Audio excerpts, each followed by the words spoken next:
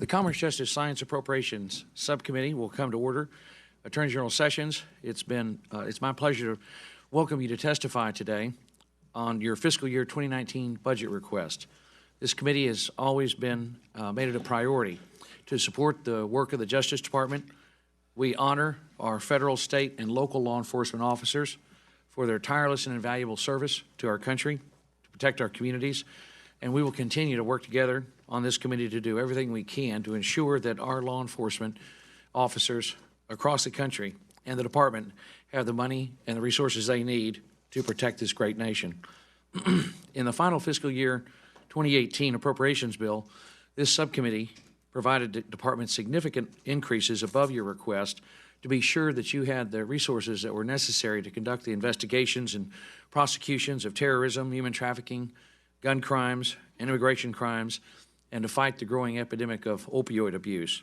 However, the fiscal 2019 budget request was submitted prior to the budget agreement, and therefore, as a result, Office of Management and Budget submitted a request for 19 for federal law enforcement that would actually result in significant cuts for all of these critical law enforcement agencies. And I want to make it clear that this committee will not support OMB's proposal to cut the resources available to our law enforcement officers that are so important to protect this country and our communities.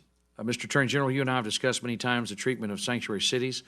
I have worked with the previous administration to ensure that DOJ policy was changed in the summer of 2016 so that state and local law enforcement agencies understood very clearly that if they expect to receive federal dollars, they must follow federal law and cooperate with federal law enforcement agencies in identifying and deporting individuals in the country illegally who have been convicted of a crime and are housed in a state prison or county jail so that they can be deported immediately upon their release. That's just common sense. These agencies, these local governments and states should not ask for federal dollars unless they comply with federal law. And as we all know, the most fundamental tenet of good law enforcement is cooperation, sharing information, working together as a team is the only way to really fight crime and protect this great nation. So I look forward to working with you to effectively implement the policy that I succeeded in persuading your predecessor to implement in the summer of 2016 for the burn JAG programs for SCAP and COPS. And I want to ensure that this is done as promptly as possible so that those state and local law enforcement agencies that are doing their job and are cooperating receive their federal grant money as quickly as possible, and those that refuse to cooperate understand that you cannot ask for federal money unless you comply with federal law. As the fiscal year 2019 appropriations process moves forward, the committee will work together to ensure that federal law enforcement agencies have the support, the resources they need above what the administration proposes so they can sustain the activities funded in the fiscal year 2018 bill and build on them. In particular, Mr. Attorney General, I want to encourage the department to do all that you can to fight human trafficking, drug trafficking. Very grateful to see your initiative to implement a zero-tolerance policy on the border so that the border is secure. I found that the most zealous supporters of border security are the people who live right on the river, right on the border, because they suffer the most from gangs and drugs and thugs and coming across the border and interfering with the peace and safety and security of their communities. And we also have to do it on frankly, a humanitarian level. It's just it's a catastrophe, and it's heartbreaking to see the human trafficking and the dangers that people face in coming to the United States. If we enforce the law, the problem will resolve itself. So I'm very grateful to you, Mr. Attorney General, for the work that you're doing, and we'll look forward to working with you to provide you the resources that you and your officers need to protect this great nation. And I'm at this time glad to recognize my good friend, Mr. Serrano from New York, for any opening comments he'd like to make. Thank you, Mr. Chairman, and welcome, Mr. Attorney General.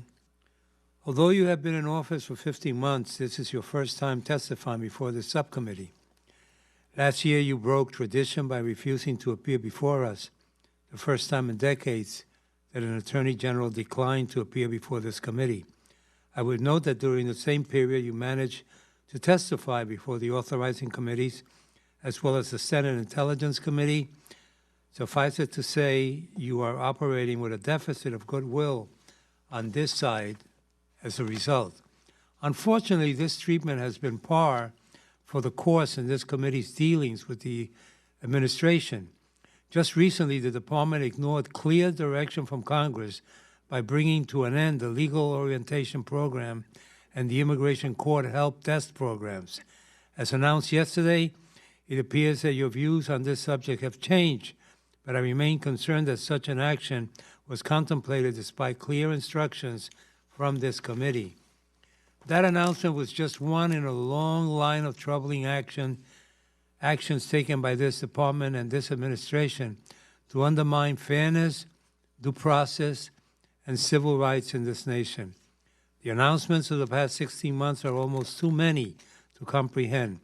Efforts to undermine public safety in sanctuary cities by reducing law enforcement funding, attempts to impose case quotas on our immigration judges, proposing to eliminate the community relations service in this year's budget, ending police, community, collaborative reform efforts. The list goes on and on. A clear theme emerges from all of this, an intentional effort to minimize and ignore the concerns of large segments of the American population, minorities, immigrants, LGBTQ community, and those that have suffered discrimination in this country. For generations, the Department of Justice has been at the forefront of the fight to prevent discrimination and to uphold the constitutional values of all Americans. This proud legacy is under threat from the choices you make in your budget. Looming over all of these issues are the ongoing investigations by the special counsel and now the U.S. Attorney's Office for the Southern District of New York into Russia's interference in our 2016 elections and possible collusion by the Trump campaign. Our country needs a full accounting of Russia's actions to undermine our democracy so that we can effectively work to prevent interference in the 2018 election and beyond. You and a small group of senior-level officials in the department stand at the nexus of ensuring the White House does not interfere further in these investigations.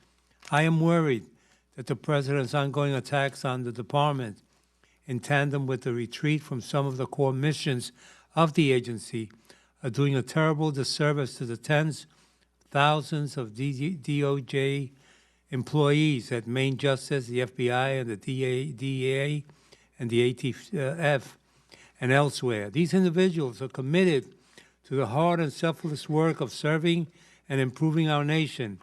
There is a real fear there, and throughout this nation, that many of the norms of our democracy are falling by the wayside, and that your agency's leadership is doing little to stop this decline. I look forward to discussing these issues with you today, Mr. Attorney General, and I thank you, Mr. Chairman. Thank you, Mr. Serrano. It's my pleasure to introduce the full committee chairman, the gentleman from New Jersey, Mr. Frelinghuysen. Good morning. Thank you, Mr. Chairman, for the time and for your strong leadership of the committee, working very closely with your ranking member, Mr. Serrano of New York. I also want to welcome our Attorney General to the Appropriations Committee. We look forward to your testimony and hearing your frank and candid views on a wide range of issues. I say at every meeting, the power of the purse lies in this building. It's the constitutional duty of Congress to make spending decisions on behalf of the many people we represent at home. And certainly I would obviously urge your continued active engagement with the bill payers, which this committee represents. And I work very closely with Ms. Lowy from New York, who I assume will join us shortly, and we look forward to getting our appropriations bills through. I think you may know we did your bill in July of last year, and it was packaged up in September, and then there was a huge hiatus. We like to blame it on the other body, but we did come together, and I hopefully have given you the resources that you need. Mr. Attorney General, I'm pleased you're sitting here this morning as the 84th Attorney General of the United States, representing the people of the United States. It's your responsibility as our nation's chief law enforcement officer to enforce the laws and defend the interests of the United States against all threats, foreign and domestic, ensuring a fair and impartial administration of justice for all Americans. I'm especially proud of the work of your department's law enforcement agencies, which the chairman has invoked, including the FBI, the good work of the DEA, the U.S. Marshal Service, and others. I've gotten to know and respect those in the New York, New Jersey region that do some remarkable things, sometimes under the radar screen, and they do it well. And we're hugely proud of their professionalism. It's abundantly clear our nation needs you and the men and women of your department to protect our nation as we face mounting and complex challenges, some of which the chairman's mentioned. The opioid epidemic, cyber-related attacks on private and public IT infrastructure, human trafficking, which the chairman has mentioned, and heightened threats. I come from a 9/11 community where New Jersey lost 700 of its citizens on September 11th. We're acutely aware, even though time has passed, of the vulnerabilities we have. I'd like to focus on and applaud your dedication to attacking the opioid epidemic.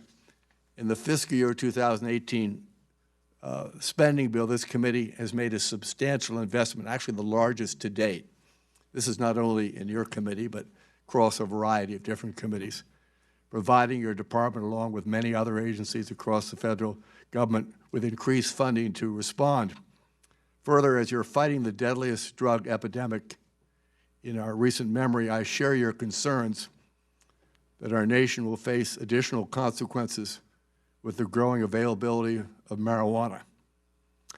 As we march down that road, it appears, of greater legalization, and I know it's not without controversy, really in direct contradiction of current law, I fear, and certainly I speak for myself primarily, we don't fully understand the consequences and impacts of actions we take on our children and potentially our grandchildren.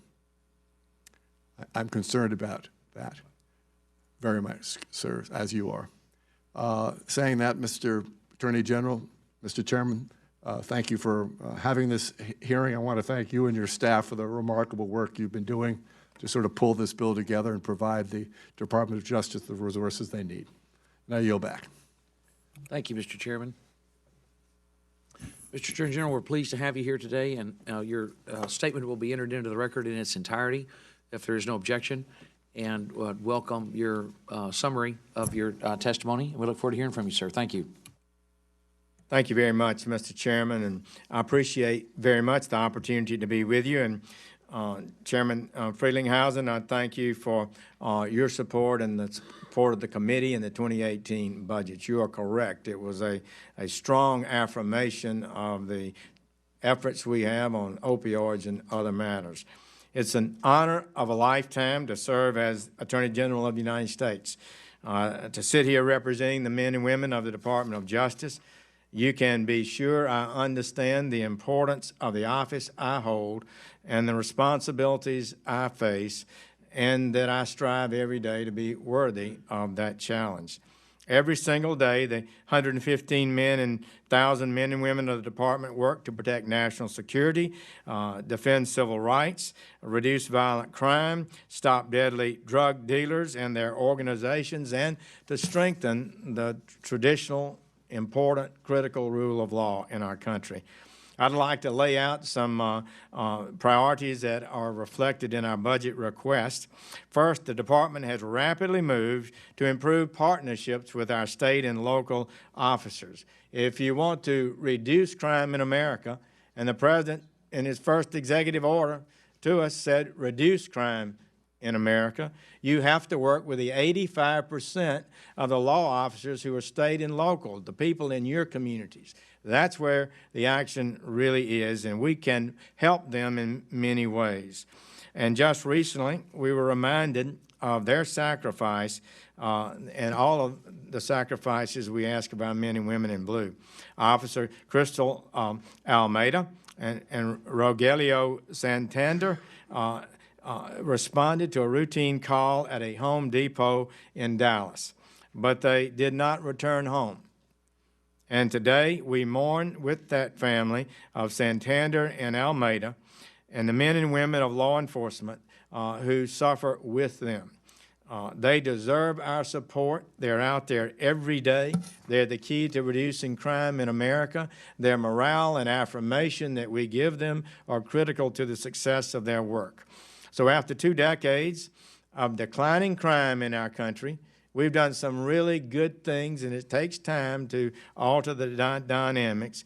The crime rate went up by nearly 7% in 2015 and 2016. The violent crime rate did. Assaults went up nearly 10%. Rape went up nearly 11%. Murder increased in this country in 15 and 16 by 20%. The highest increases we've seen since 1968. So President Trump, our federal officers, our local law enforcement partners are determined this increase will not continue. Our prosecutions of illicit guns, gun violators, violent crime, gangs, opioids, and immigration offenses are going up. In 2017, we brought cases against more violent criminals than in decades. We charged the most federal firearm prosecutions in a decade. We convicted nearly 500 human traffickers, 1,200 gang members. Your strong support for our work is appreciated, and it means that we can sustain our Project Safe Neighborhoods program, where our United States attorneys out in America, where crime is occurring every day, will meet with local police and law enforcement and community leaders to develop crime reduction plans based on local needs. This is a program that has been proven scientifically in the past to work. We believe and know, really, it will be successful again. Indeed, there's some good signs that we're seeing already in the preliminary data for 2017. The increases in murder and violent crime appear to have slowed, and violent crime may actually have gone down in 2017. We also embrace the President's goal of reducing prescription drugs. Too many are out there. He proposes that we reduce the amount of prescription drugs actually being moved into our country by 1/3. I believe that's a reasonable amount. We are determined to do our part to achieve it. It will reduce addiction. It will reduce overdose deaths. We are simply prescribing too many. This department is going after drug companies, doctors, pharmacists, and others who violate the law using civil, criminal, and sound regulatory powers. I've directed that every United States attorney establish an opioid coordinator to focus on this deadly activity. Indeed, we've already charged hundreds of people suspected of contributing to the ongoing opioid crisis, including over 50 doctors for opioid-related crimes. 16 of these doctors prescribe more than 20 million pills illegally. Our organized crime and drug enforcement task forces have also indicted more than 6,500 defendants in opioid-related investigations and forfeited more than $150 million. And let me just note, I think you probably all know, that the leading cause of death in America for people 50 and below is drug overdoses. This is a stunning statistic. The leading cause of death for people 50 and below. So I think you are correct, the President is correct, to declare this a national health emergency and say we've got to do something different. And we're not waiting 3, 4, 5 years down the road. We need to get moving now to change these trends. Amazingly, in the last month alone, the DEA has seized a total of more than 90 kilograms of suspected fentanyl. 2.2 pounds per kilogram. They were seized from Detroit to New York to Boston. Fentanyl is 50 times more powerful than heroin. It's so powerful that an amount equivalent to a pinch of salt is enough to be deadly. We must acknowledge the vast majority of fentanyl, methamphetamine, heroin, and cocaine first come across the southern border. That's where it's all coming from. It used to many sources. Now almost all is coming across the border. And we are working with our Department of Homeland Security partners to reduce and ultimately end illegal immigration, which also will help us take on transnational criminal organizations and reduce the drugs pouring across the border. We're streamlining and increasing prosecutions. We're targeting criminal aliens. And Congress provided enough funding for 100 new immigration judges in the recent omnibus. It will help us reduce the backlogged case law load that's out there. We needed that. Thank you for that. Mr. Chairman, I'd like to address another matter I know is important to the committee, the legal orientation program. I've expressed some concerns about the program, and the Executive Office for Immigration Review has expressed its intent to pause 2 parts of that program, pending the results of a formal review of the program. I recognize, however, that this committee has spoken on the matter. I've reviewed your report language, and out of deference to the committee, I've ordered that there be no pause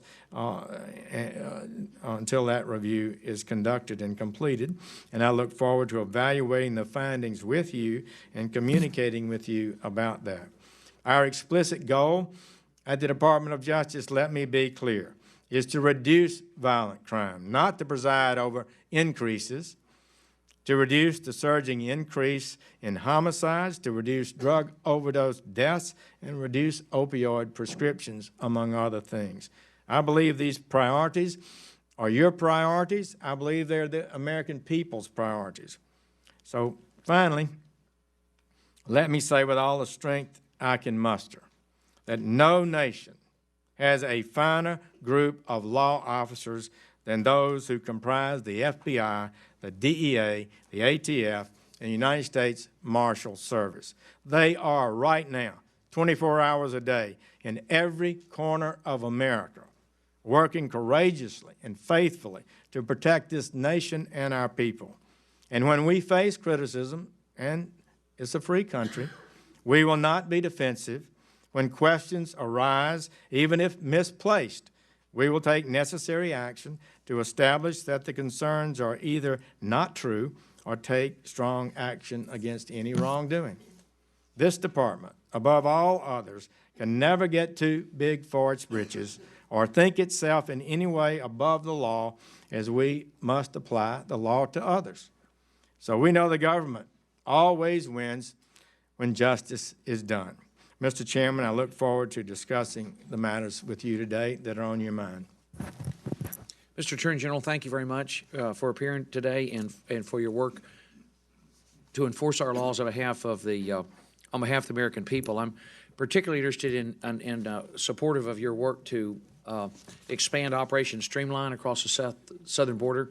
I visited with you before about this, but I'm going to bring to your attention in particular Judge Alia Moses in the Del Rio sector has had great success in enforcing existing law, trusting the good hearts and instincts of the law enforcement officers there on the border.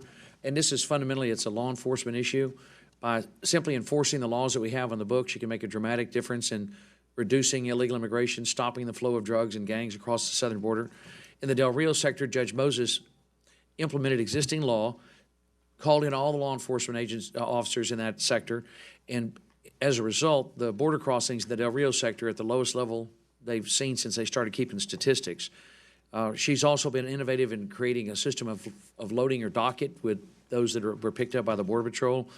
And the great thing about this, again, is that we have wonderful young men and women in uniform defending this country, and by trusting their good hearts and their instincts as law enforcement officers and enforcing existing law, you restore respect for the rule of law, the border becomes secure, you protect communities, and it's also the humanitarian thing to do, because she's also able to help fight the scourge of human trafficking and keep these poisonous and dangerous drugs out of our country. As you pointed out, almost all the fentanyl and heroin and all these poisons that are coming across the border are coming across the southwest border.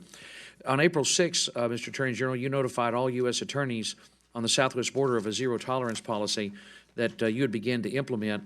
And I wanted to ask you, what are your plans to enforce this zero tolerance policy and to further deploy law enforcement assets and ramp up prosecutions. Thank you, Chairman Culberson, and thank you for introducing me or urging me to meet Judge Moses. She is a remarkable person who fully understands what's happening. She provided me outstanding information and how they've been successful in a number of the techniques that you've championed and she's executing, really. So I felt that to be helpful. We are determined to make a difference. We believe that we have the capacity under existing law to do better than we are doing.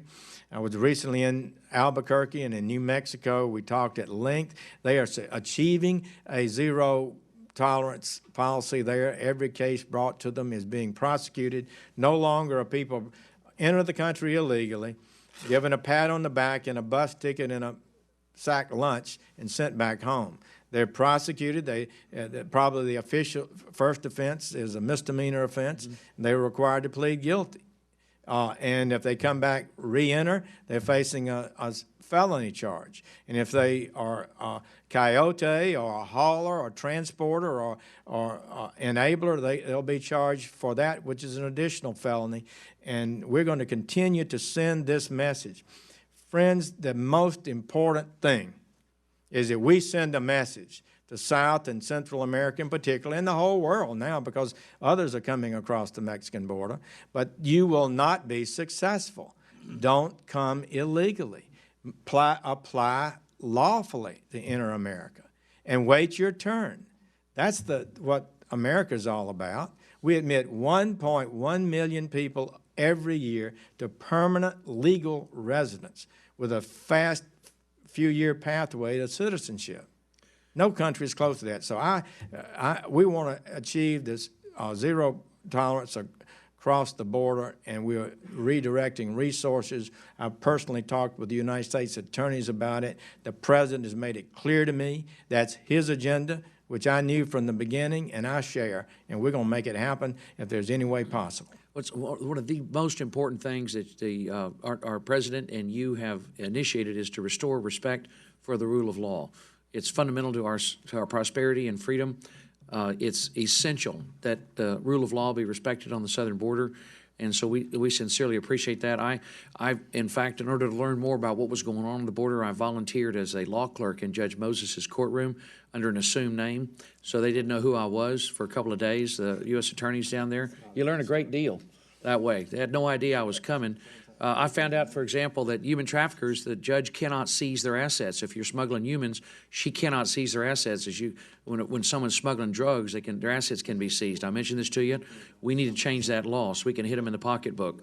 And anyway, we deeply appreciate the work you're doing. I think it's essential for the safety and security and prosperity of this country to restore respect for the rule of law. Thank you, Mr. Attorney General. I'm pleased to recognize my friend, Mr. Serrano from New York. Thank you, Mr. Chairman.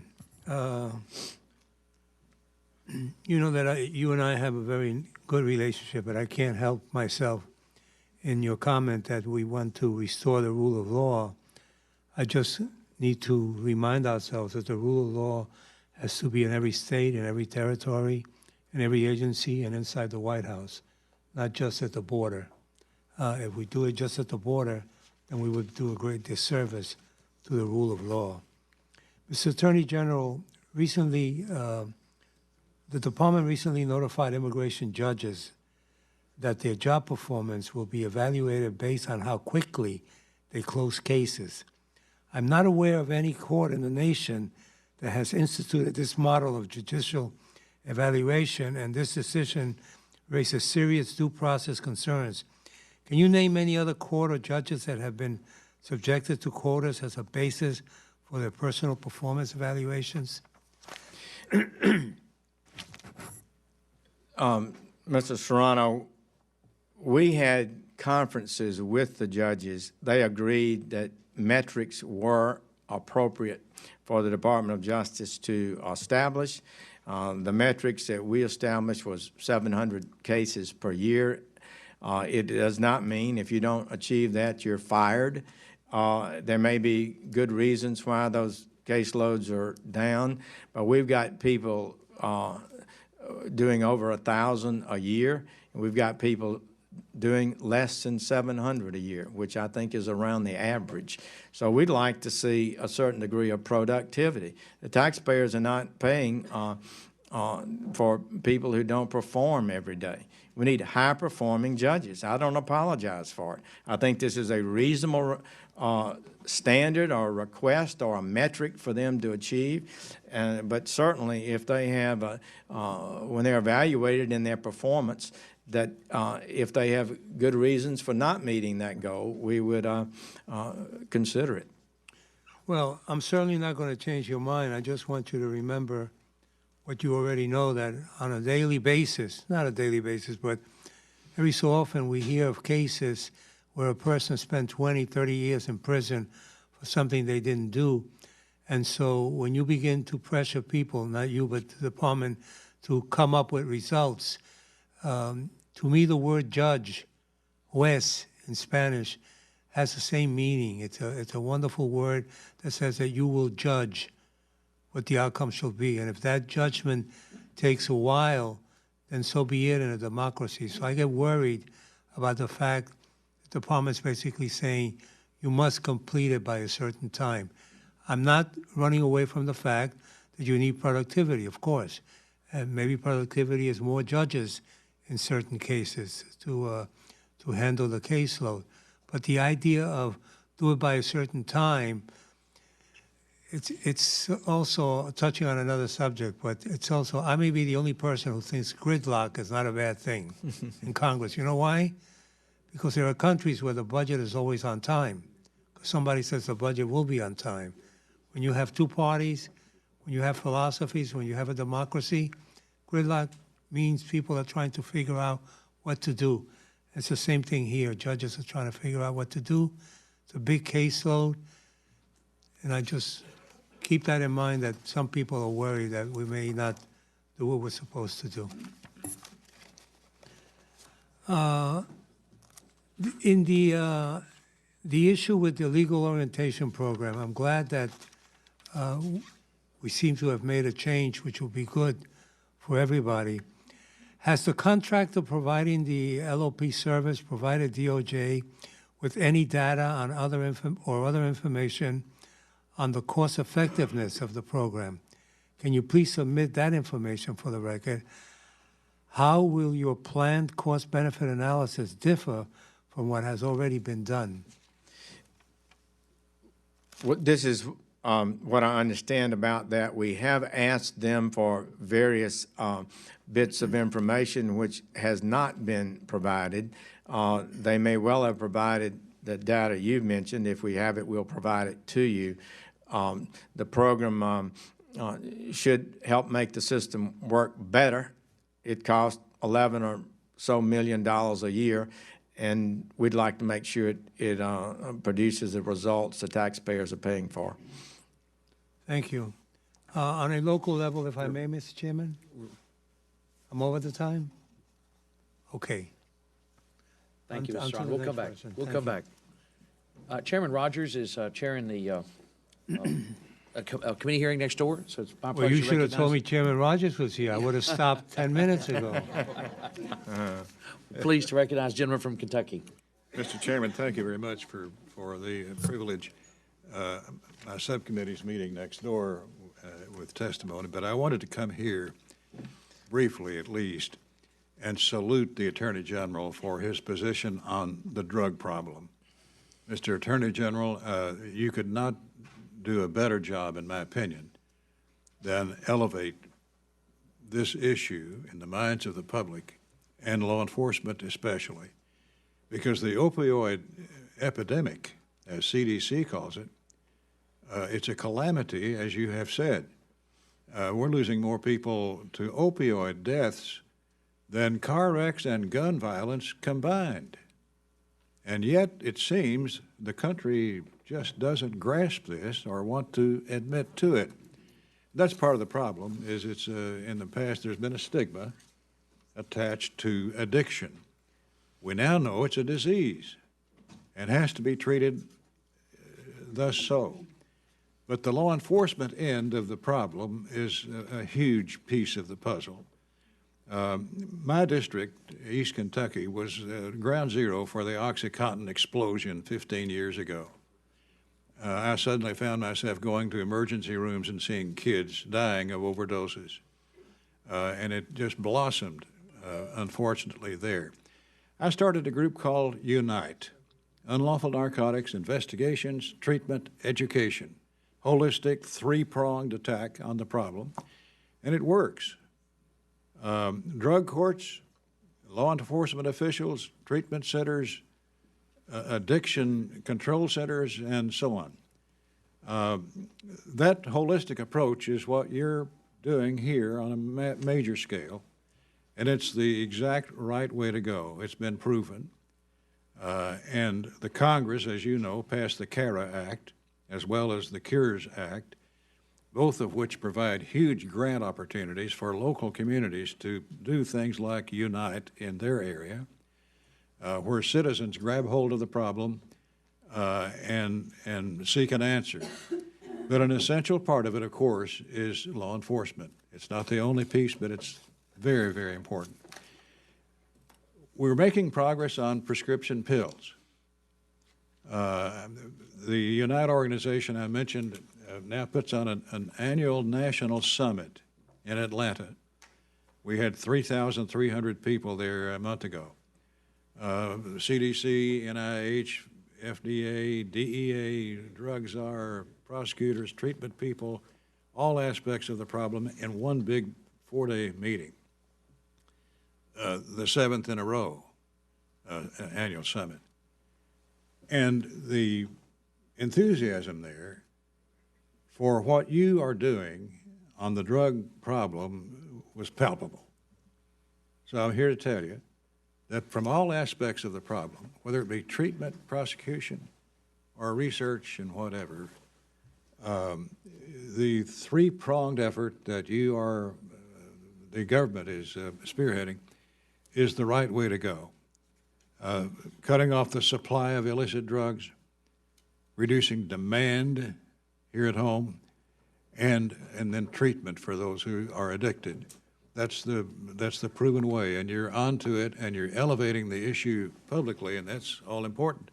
There's still a stigma that people attach to addiction, even though science says that it's a disease. The head of the NIH that deals with drugs tells us that there are physical changes in the brain with addiction, making it a disease in which we have to treat it that way. But we've made some progress on reducing the prescription pill abuse, some, not much. In my state, in my district, quite a bit.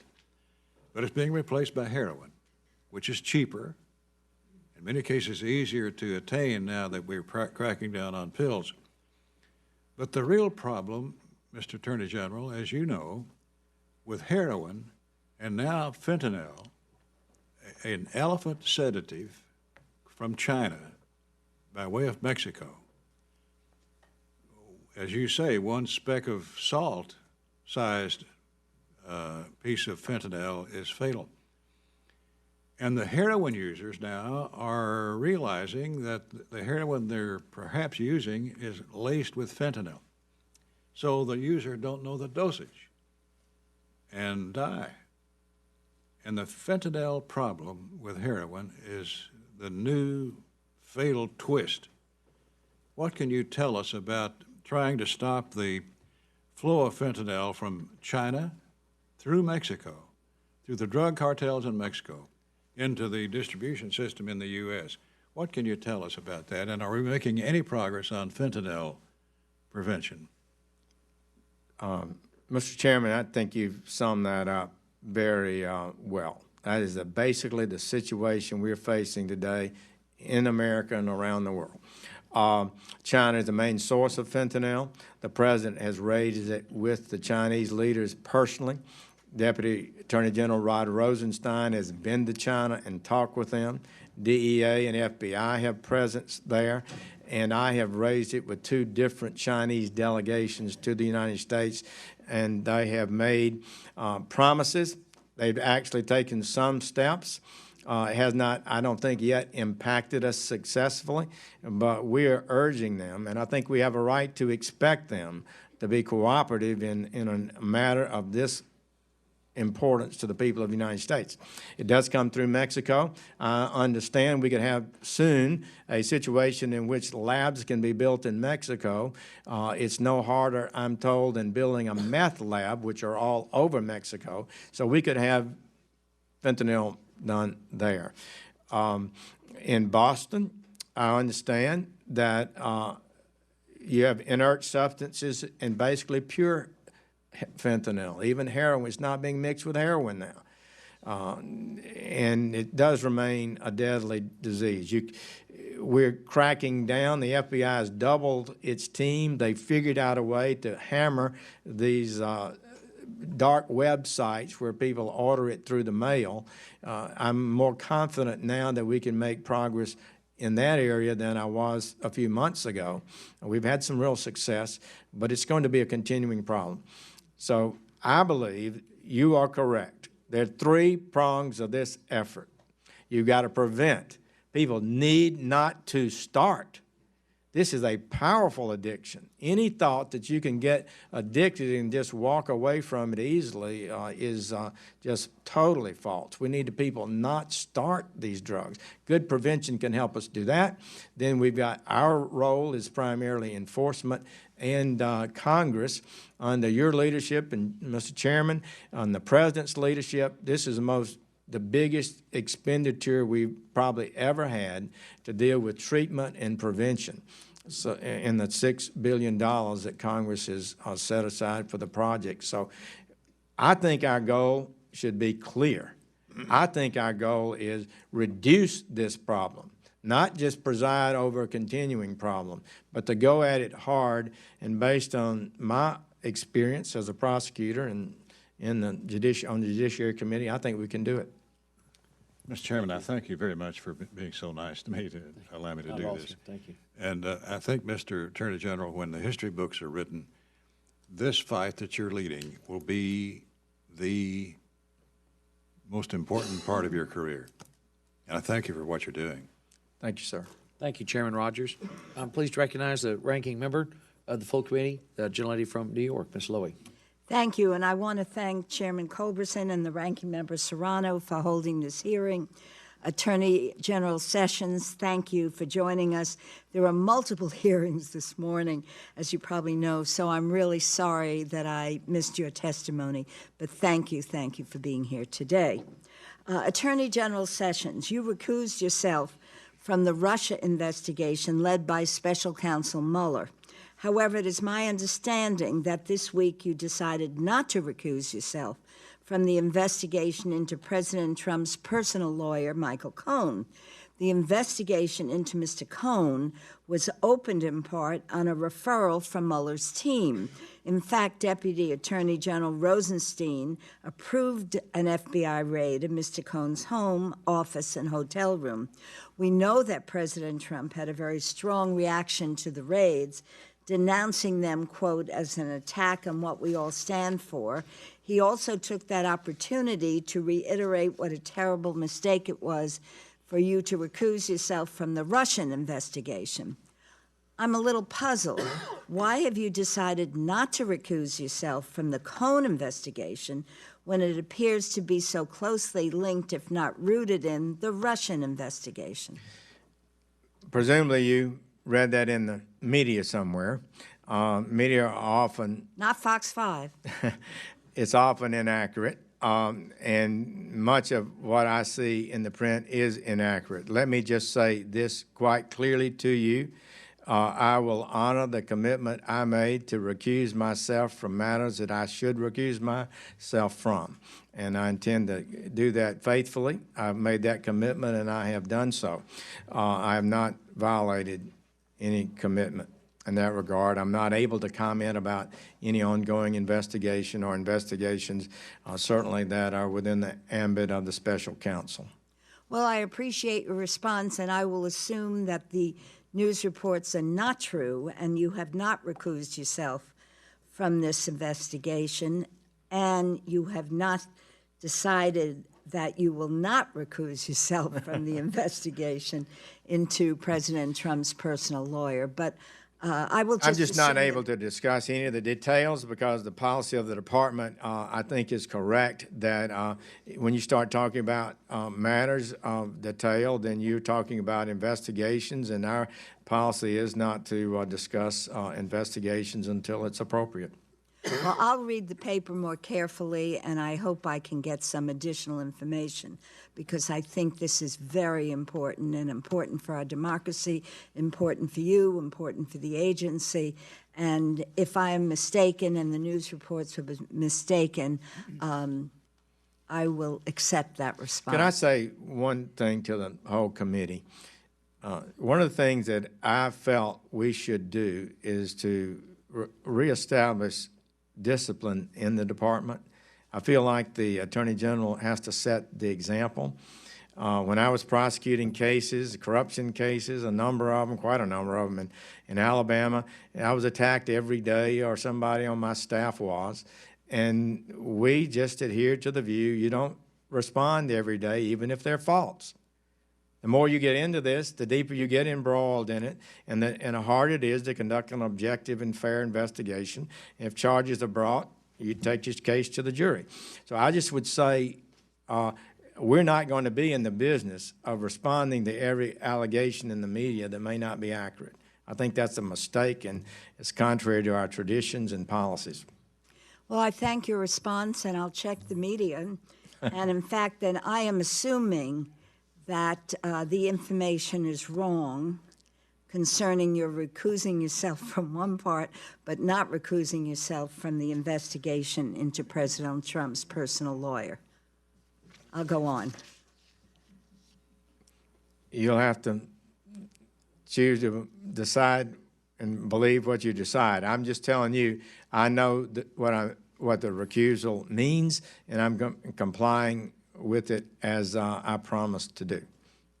I'm not sure what that means, but does that mean you have not recused yourself from the investigation into President Trump's personal lawyer, Michael Cohen? It means that I will not be able to describe any matters, the parameters of matters that might be under investigation, the subjects of any investigation, because it's an ongoing investigation, and I'm not at liberty to discuss it. And it's the policy of the department that delineating or talking about recusals, in fact, does reveal that, and you shouldn't talk about it publicly. That's all I'm saying. Why don't I move on, and I hope we get just an accurate response, whether it's private or publicly. I think the public is entitled to understand how this very important investigation is proceeding and your involvement in the investigation. So I'll move on to another question. Thank you, sir. Thank you, Ms. If I may Lloyd. ask one other question, Mr. Chairman, since we had such a busy day. The House passed H.R. 38, known as the Concealed Carry Reciprocity Act. This bill mandates national reciprocity for concealed carry permits issued under state law. Now, while all states allow some form of concealed carry, legal standards vary. If this misguided, in my opinion, and dangerous provision were to become law, a state's ability to consider important factors like age or criminal history would be compromised by other states' weaker requirements. And as I understand it, 11 states grant permits to people who have not undergone safety training. 20 states grant permits for people convicted of violent crimes, and a dozen states do not require any kind of permit or license to carry a concealed firearm. These weak laws would particularly harm New York State. If you can discuss that with me, I'd be most appreciative. You are the top law enforcement officer in the country. Do you agree with the major cities' chiefs, International Association of Policy Chiefs, and 17 state attorney generals that concealed carry reciprocity would be a dangerous threat to safety for the public and law enforcement alike? Look, Congress has opined and written, passed statutes in that regard, so in substance, it's in your hands. I would just say that in the past, I have been sympathetic to these rules, but I have not, I'm not prepared to express any new view today. Well, Mr. Chairman, I just want to conclude, and I thank you for your time, because we simply, in my judgment, cannot have a system wherein concealed guns from Kansas or Arizona can be freely carried in Times Square in any other densely populated destination. That's in part why the Law Enforcement Partnership to Prevent Gun Violence opposes this measure. And I don't know if you've been in Times Square lately. It's people to people. It's beautiful all over the world, all over the country. But I wouldn't want to see concealed carried weapons. Thank you very much for your generosity. Thank you, Ms. Thank you. Thank you, Ms. Lowe. And please recognize the gentleman from Texas, Judge Carter. I thank you, Mr. Chairman, and General Sessions, welcome. We're really glad to have you here. I want to first talk about something I call the Justice Served Act, something I've introduced in Congress. We've spent $1.5 billion working on the backlog of the rape kits and DNAs. It's a national tragedy. Your office has addressed it and gone aggressively into getting those things processed. But what we've discovered is it is overloading our prosecutors with additional cases.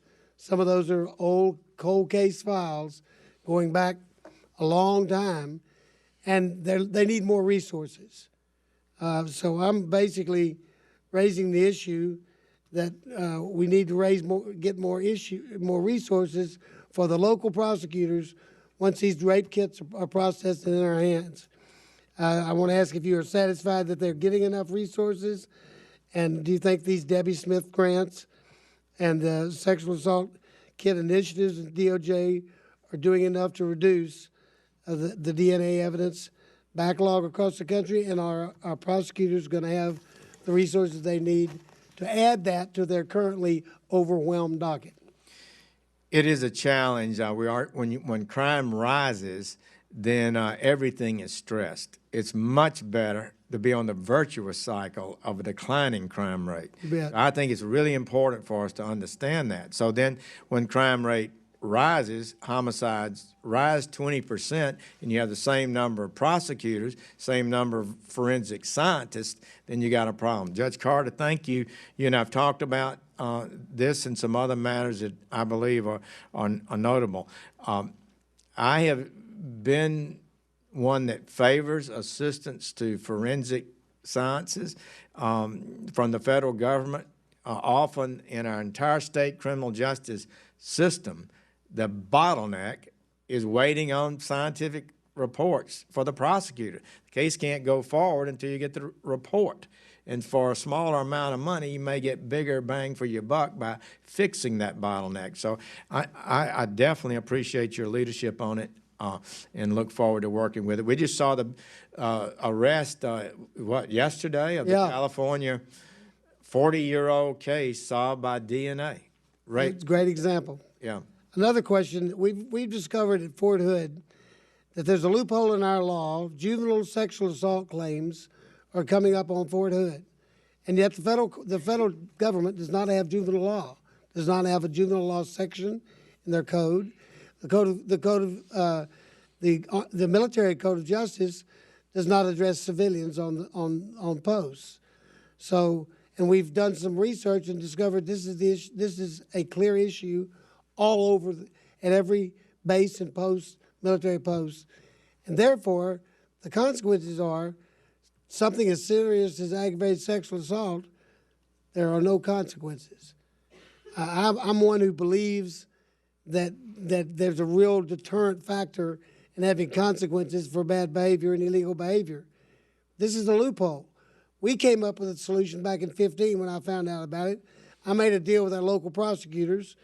We made a deal, and we worked with your department, transferred justice over to the jurisdiction over to local prosecutors at the state level, and therefore they're going forward. Although they're now saying we're overloading their caseload, and they're worried about funds on that issue. But the real issue is we need to figure out how to fix this. I've got a bill that suggests that everybody look at making a contract with local prosecutors to cover these uncovered criminal activity. I'd like your opinion on that. that may be the best solution, some sort of contract, even some sort of compensation to them for picking up what would normally be a federal crime. It's prosecuted in federal court. Most of you may know, but it is a long-established and understandably practical solution that federal prosecutors seldom prosecute juvenile cases. They always defer to locals because we don't have enough juvenile criminals to justify having a juvenile prison in Montgomery, Alabama. And so that's the big problem, and it creates a real problem. I, years ago, dealt with it in foreign countries where the prosecution had to go to the German government because we didn't have the military jurisdiction over non-military people. So my people have worked on it, have heard your proposal. We think we've got that cleared with support from the Department of Justice, and maybe we can get something done, Congressman. Well, let me know, because I'm real serious about this. Thank you very much. Thank you. Thank you, Mr. Chairman. Thank you, Judge. Thank you, Mr. Attorney General. I recognize the gentleman from Washington State, Mr. Kilmer. Thank you, Chairman, and thanks, Mr. Attorney General, for being with us. It was a pleasure to get to meet your family out in Washington State. I know they were residents of my district for a spell. And they did love it, I gotta say. It's a great place. I want to actually follow up on something that Chairman Frelinghuysen touched on in his opening comments. He referenced marijuana policy and some of the complexities around this issue, where you now have states, including Washington State, where in our state voters passed an initiative to legalize adult use. I know there are other states that are in a similar circumstance. The last administration issued what was known as the Cole Memo to try to set some rules of the road, to provide some certainty, not just to states, but to small business owners in a state like mine, to tribal enterprises that have now started businesses. The decision to rescind that memo has created tremendous uncertainty. I read in a press release from Senator Gardner from Colorado that that the department's rescission of the Cole Memo, that he was assured that from the president that Colorado's legalized industry would not be targeted. I'm hoping you can help us understand what accommodations are going to be made for states like Colorado and Washington. I'm not clear on what the commitment from the president was to the senator, but my constituents sure would like to know. My view is that marijuana is not a healthy substance. Whenever we talk about legalization and other such issues, we need to make clear that we are not in any way suggesting that the consumption of marijuana is not harmful. The American Medical Association is crystal clear on it. The American Pediatric Association is, and the psychosis connection is clear. And we got to determine some other matters. So first, I think we wouldn't want to say that. Secondly, the state of Washington and other states have either eliminated or virtually eliminated marijuana restrictions, some for medicine only and some for recreational, so-called recreational use. It remains a violation of federal law. That's not off the books. The federal law is still enforceable throughout the country, and I have felt it not appropriate for me to somehow give a safe harbor or protection to areas around the country where it still remains a violation of federal law. Now, we know that the threats that we're focused on in the Department of Justice are fentanyl, heroin, methamphetamine, cocaine, prescription abuses in large amounts that are leading to addiction and death. Those are clearly where we're moving. I think I saw like 1% of federal prisoners might have a marijuana, be in custody for marijuana. It's probably a plea bargain on that. So, but our United States attorneys in your home state and every state have been instructed to use their financial and resources and capabilities and their judgment after meeting with local law enforcement and local leaders to pursue the cases they think are important and worthy, and I can't exclude marijuana from that. I don't think it's appropriate for me to do so. Based on the president's commitment to the senator, is there any further guidance to states like mine that are just looking for clearer parameters? I know, look, let's be frank. What they like is a statement that they've been provided safety, a safe harbor. I don't believe I can give that. They'll just have to look and make their own decision about how they conduct a marijuana enterprise. Let me shift gears, because you talked about where the department's energy ought to be focused, and that is battling the opioid epidemic. It's costing tremendous amount of human suffering, human life, a tremendous amount of money. I'd love to just get, in the time that I have left, your sense of where the department's resources are best focused. Do you see it as primarily a public health issue, a criminal justice issue, both? And as someone who represents some areas that are often left behind in securing federal resources, tribal communities, some rural areas where this is an enormous problem, but they struggle to apply for grant funds and things like that. Can you talk about what steps you'll take to ensure that some of these at-risk communities are getting the resources that they need to effectively fight this? Well, I was appointed United States Attorney by Ronald Reagan in 1981, and drug use had been increasing steadily. It took more than a decade, but the University of Michigan study showed that over half of high school seniors in 1981 acknowledged using an illegal drug. That dropped by 50% in 10, 12, 13 years later. That was huge. I mean, we need to get the message out, don't start. This is dangerous business. You get addicted, it grabs you with a power that so many people are never able to break free. Their lives are lost. It's a death sentence, one expert told me. So we start with that. This funding that you've passed will help us have a much more robust PR prevention campaign. Then you've got the treatment that many people can be saved, and treatment can be helpful. There's a lot of money that you've passed to do that, and then we're going to do our part to focus on it. What are the key things we believe? The prescription drugs, the overuse of prescription drugs are addicting people, and when they can't get enough prescription drugs, they tend to go to heroin and fentanyl and cocaine or other drugs too. And so we need to bring that down. We're going to succeed in that. We're going to tighten up dramatically the amount of prescription opioids out there that often create the addiction. And then we're going to focus heavily on fentanyl because it's such a killer. It is a killer. One little mistake in how much you take, and you're lost. Our Deputy Attorney General's staff was in another city in the country last week, and they found a lady on the floor. They gave her, her face and lips were blue. She was not breathing.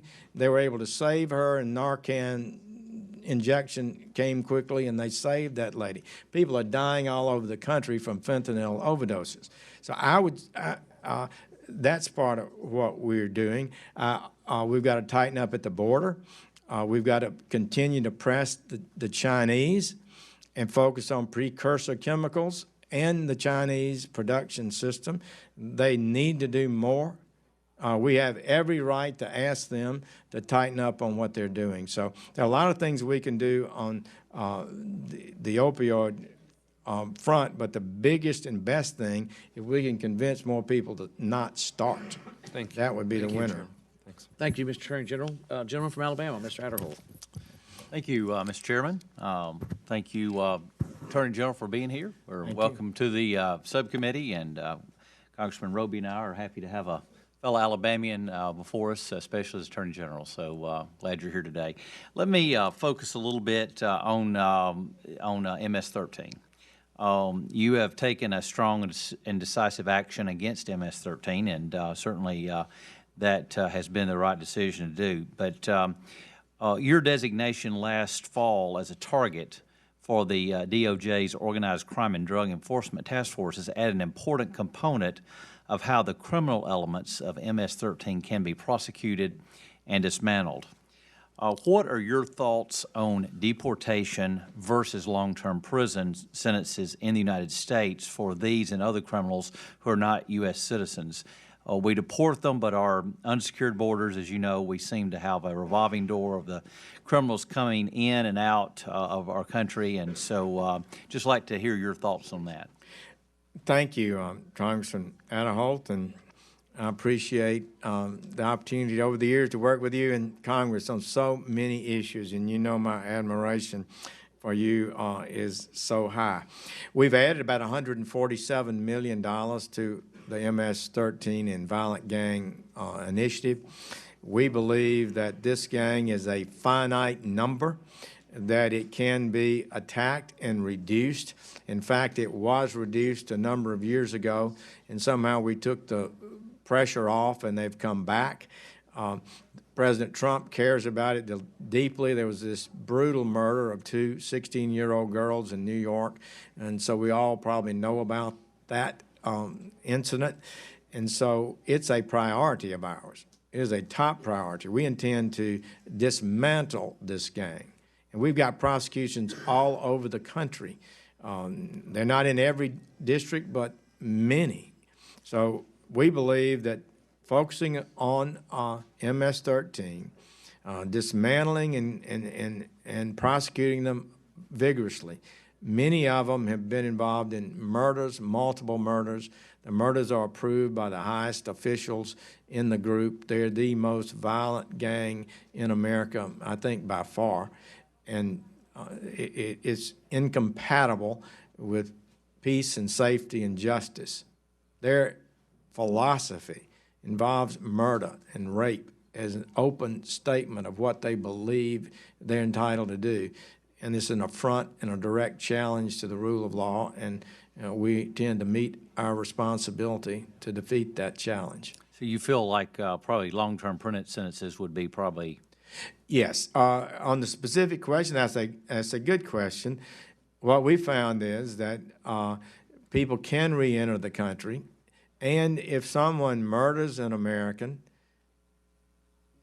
it's not sufficient just to deport them and hope they don't come back.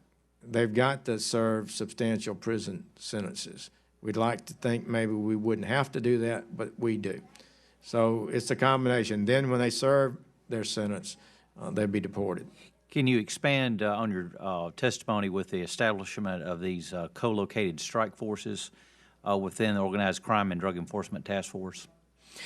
We are having tremendous success forming task forces around the country to focus on these gangs, on drug distribution networks, cartels, and major distribution networks within cities, in areas like Kentucky or West Virginia or Dallas.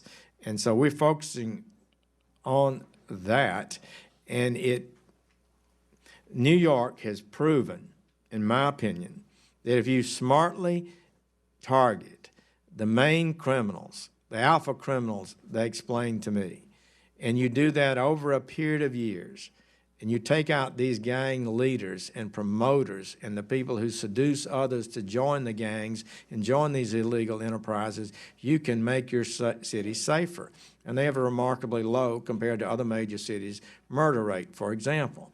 So these are proven policies, and our Project Safe Neighborhoods and these task forces will be executing throughout the country similar principles.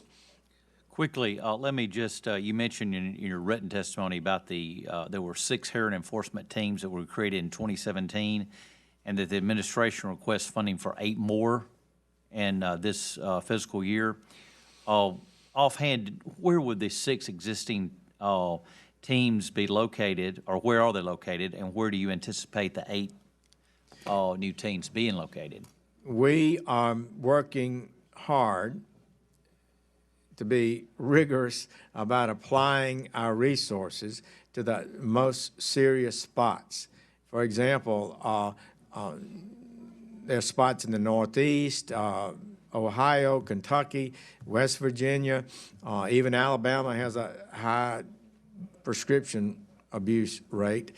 And so we're trying to do that based on facts, not politics, but where the crisis is greatest. I could get you the information on Okay, yeah, where you we get it are for the now record and then and what our fine. plans are for the future. That'll be perfect. Thank you. Thanks, Mr. Chairman. Thank you, Mr. Adderhold. I'll please recognize the gentleman from Pennsylvania, Mr. Cartwright. Thank you, Mr. Chairman. General Sessions, I come from Scranton, Pennsylvania, birthplace of Vice President Joe Biden. And one thing that Vice President Biden loves to repeat is the line, people talk about values, but don't talk to me about your values. Show me your budget, and I'll tell you what your values are. We're here to talk about your budget request. And the first part I want to talk about is there is a growing salience and bipartisan support, General Sessions, for a wide array of civil rights issues, but you have steered the DOJ away from prioritizing civil rights issues, and this has led a number of states, including my own home state, the Commonwealth of Pennsylvania, to sue the Department of Justice. The most recent suit against you and your department came after you revoked legal guidance designed to protect the disabled, minorities, and the poor. At the time, Reuters quoted you as saying that this guidance was, quote, unnecessary, inconsistent with existing law, or otherwise improper, unquote. But part of this guidance was intended to ensure state and local governments accommodate disabled employees and integrate them into the workplace.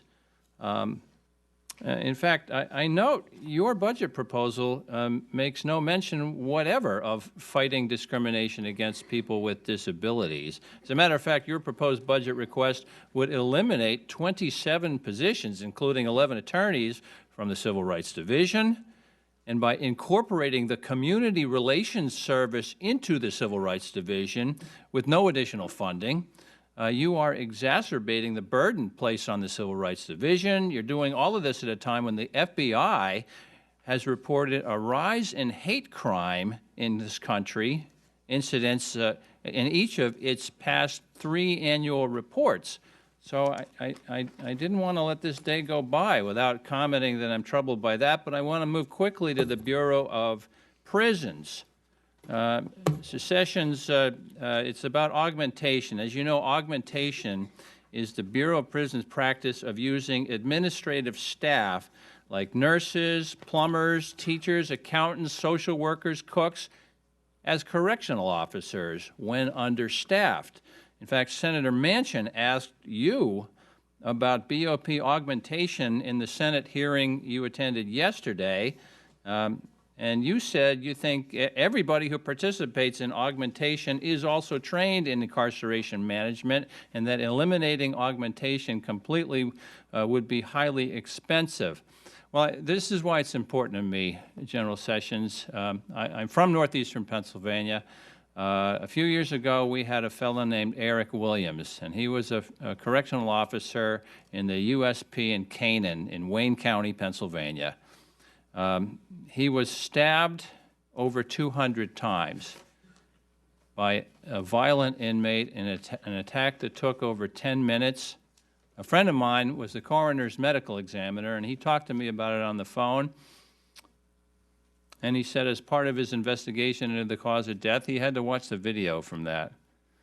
And it turned his stomach. Not just the attack, General Sessions, but watching the other inmates stand around as this happened, as Eric Williams was brutally murdered. We have to talk about keeping our federal prisons safe. There are other stories. Officer Albarati, who was shot 20 times while traveling home to his children from the prison. Or Officer Rivera, an Iraq war veteran, who was murdered while simply doing his job trying to keep inmates safe. As the head of DOJ, it's your duty to keep our corrections officers and prison employees safe, and we've seen far too many correctional officers lose their lives in the line of duty. And the question is, why have you decided to ignore explicit congressional direction to end augmentation before eliminating even more corrections officers from our already overworked and understaffed facilities? your budget proposes eliminating nearly 1,200 correctional officer positions. How does this make sense at all, General Sessions? Well, first, let me assure you, we have no intention to cease to protect the civil rights of the American people. The budget for the Civil Rights Division is the same as it has been for the last 3 years in our request, and Congress has given additional funds also. So we're prepared to use whatever funds we're given and to protect the civil rights of all Americans. On the augmentation situation, non-correctional officer staff are all federal law enforcement officers who've received law enforcement training. And so they can be utilized at times where you need extra staff, like at a meal or some other event, and they augment the people who do it full time. That's been done for many, many years. It would be exceedingly costly if you had to have full-time people just for maybe certain events that require extra staffing. We are going to protect our law officers, those in prisons, our ICE officers who have to deal with violent illegal immigrants, and our police officers on the street will be protected by this Department of Justice. And with one thing I would like to call everyone's attention to, you may not know that the BOP inmate population has decreased since 2013 by 35,000. The federal prison has dropped from about 220,000 to 183 or so thousand. And this is a dramatic change, and it coincides, of course, with some increase in crime rate in America. But regardless, BOP staffing level is the same today as it was in 2009, and there were 20,000 fewer prisoners then. So the Bureau of Prisons answered to the taxpayers too. And when the prison population drops substantially, they need to figure out how to use the resources they have effectively. And we've got a lot of other money that needs to be spent. So I'm prepared to review any situation that's dangerous and may need more than normal staffing. But we're talking about a 3% reduction in staff when the population of the prison has dropped 16%.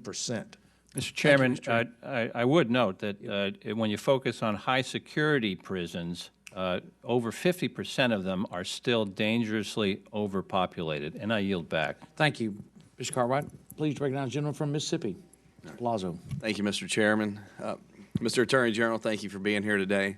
Last month, I had the pleasure of meeting with you to discuss important topics that are affecting our nation, and I thank you for that.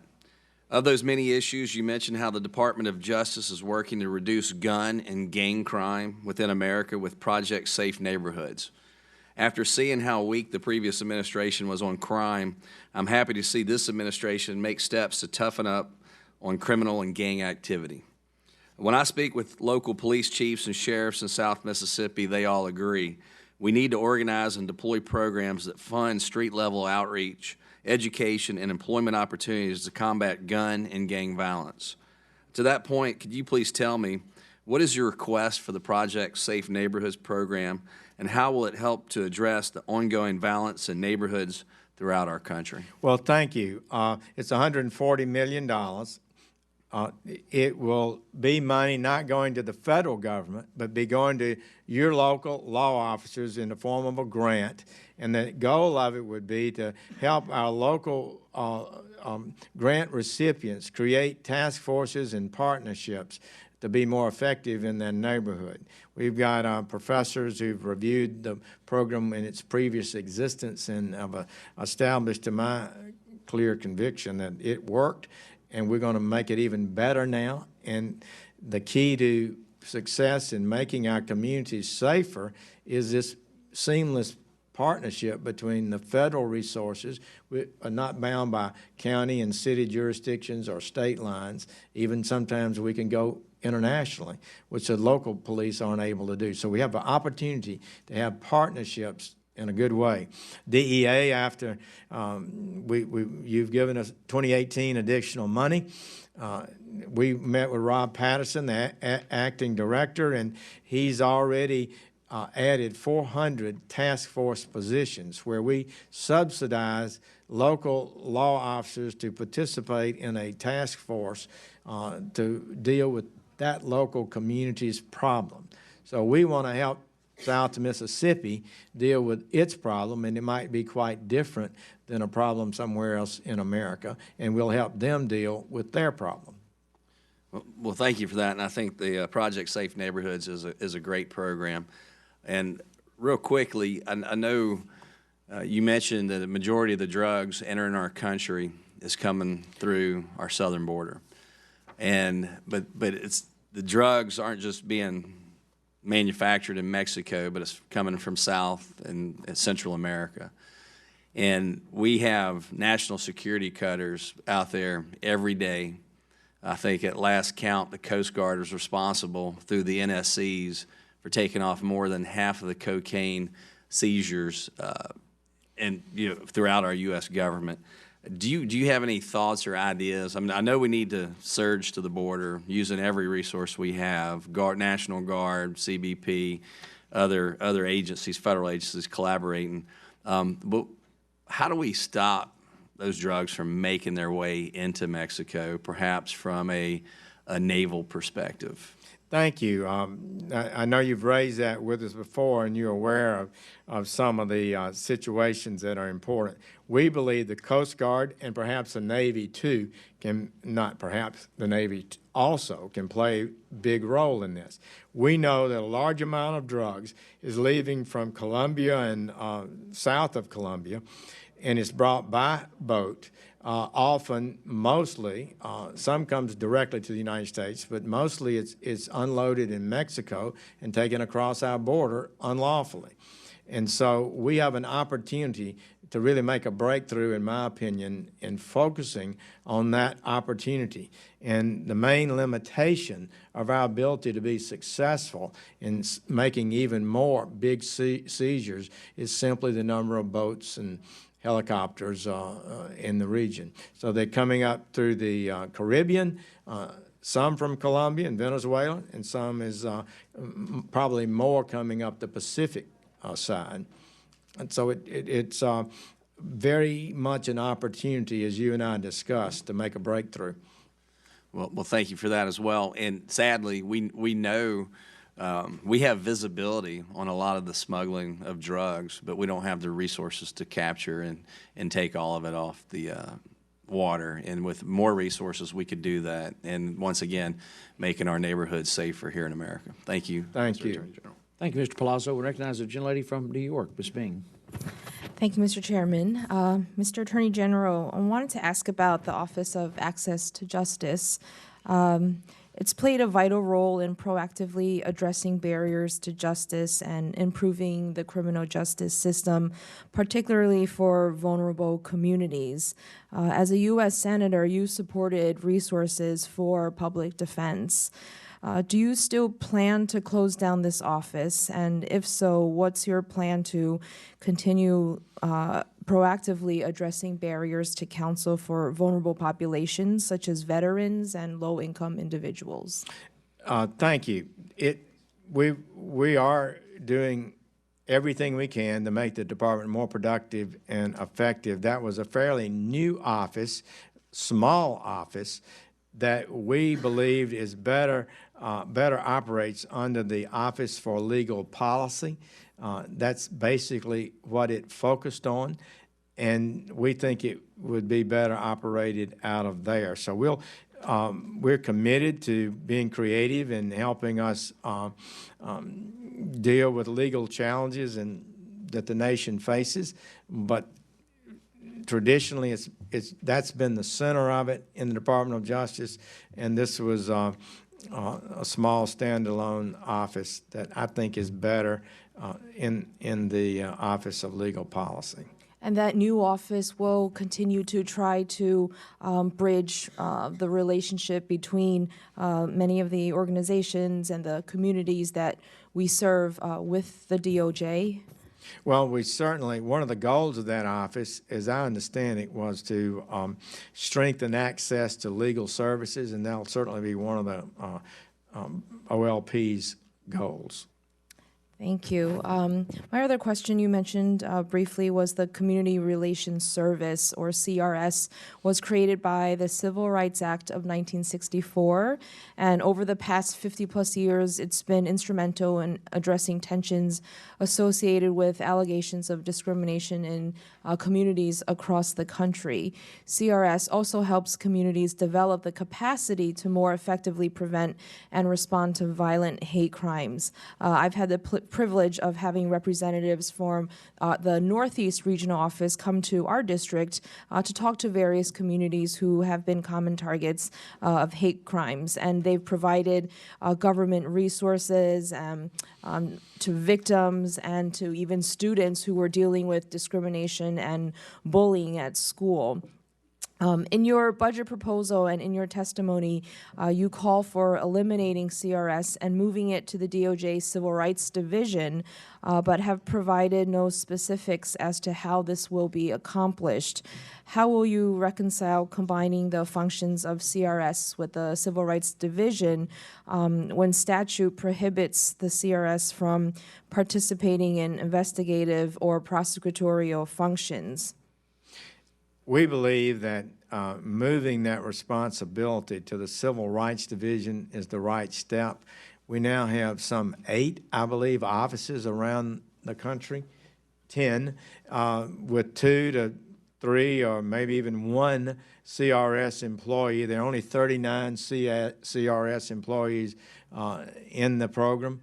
So we think that's rent and so forth. It's probably not the best way to organize the resources. I think it'll be better so we didn't ask for funding to continue it. It's been a matter been discussed for years. Sometimes it is helpful that representatives from the Department of Justice can enter into a community where there's some real tension and problems. I remember one time many years ago that it was helpful to have a CRS employee on the scene.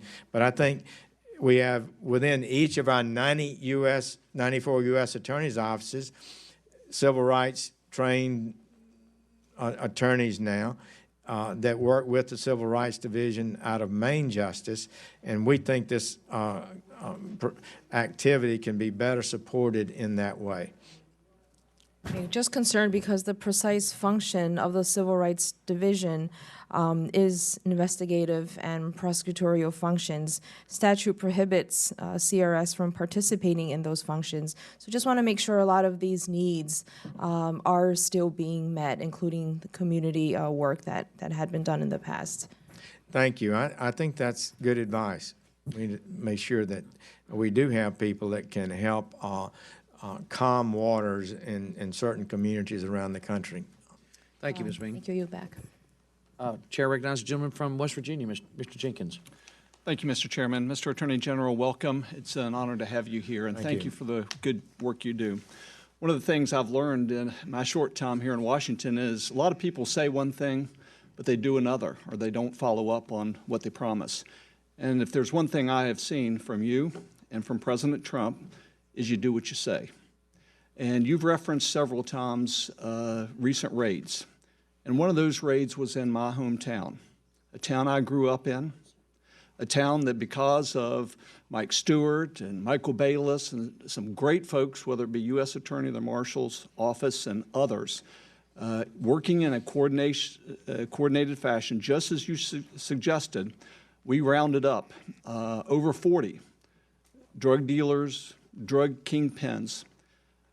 The amount of heroin and fentanyl that was taken in that raid was enough to kill every man, woman, and child 5 times over in my hometown of 50,000 people. Thank you. What I want to make sure of, because this is about resources and giving you and your team the resources you need, I want to make sure we keep this up. I want to make sure not only do we round them up, but we also lock them up.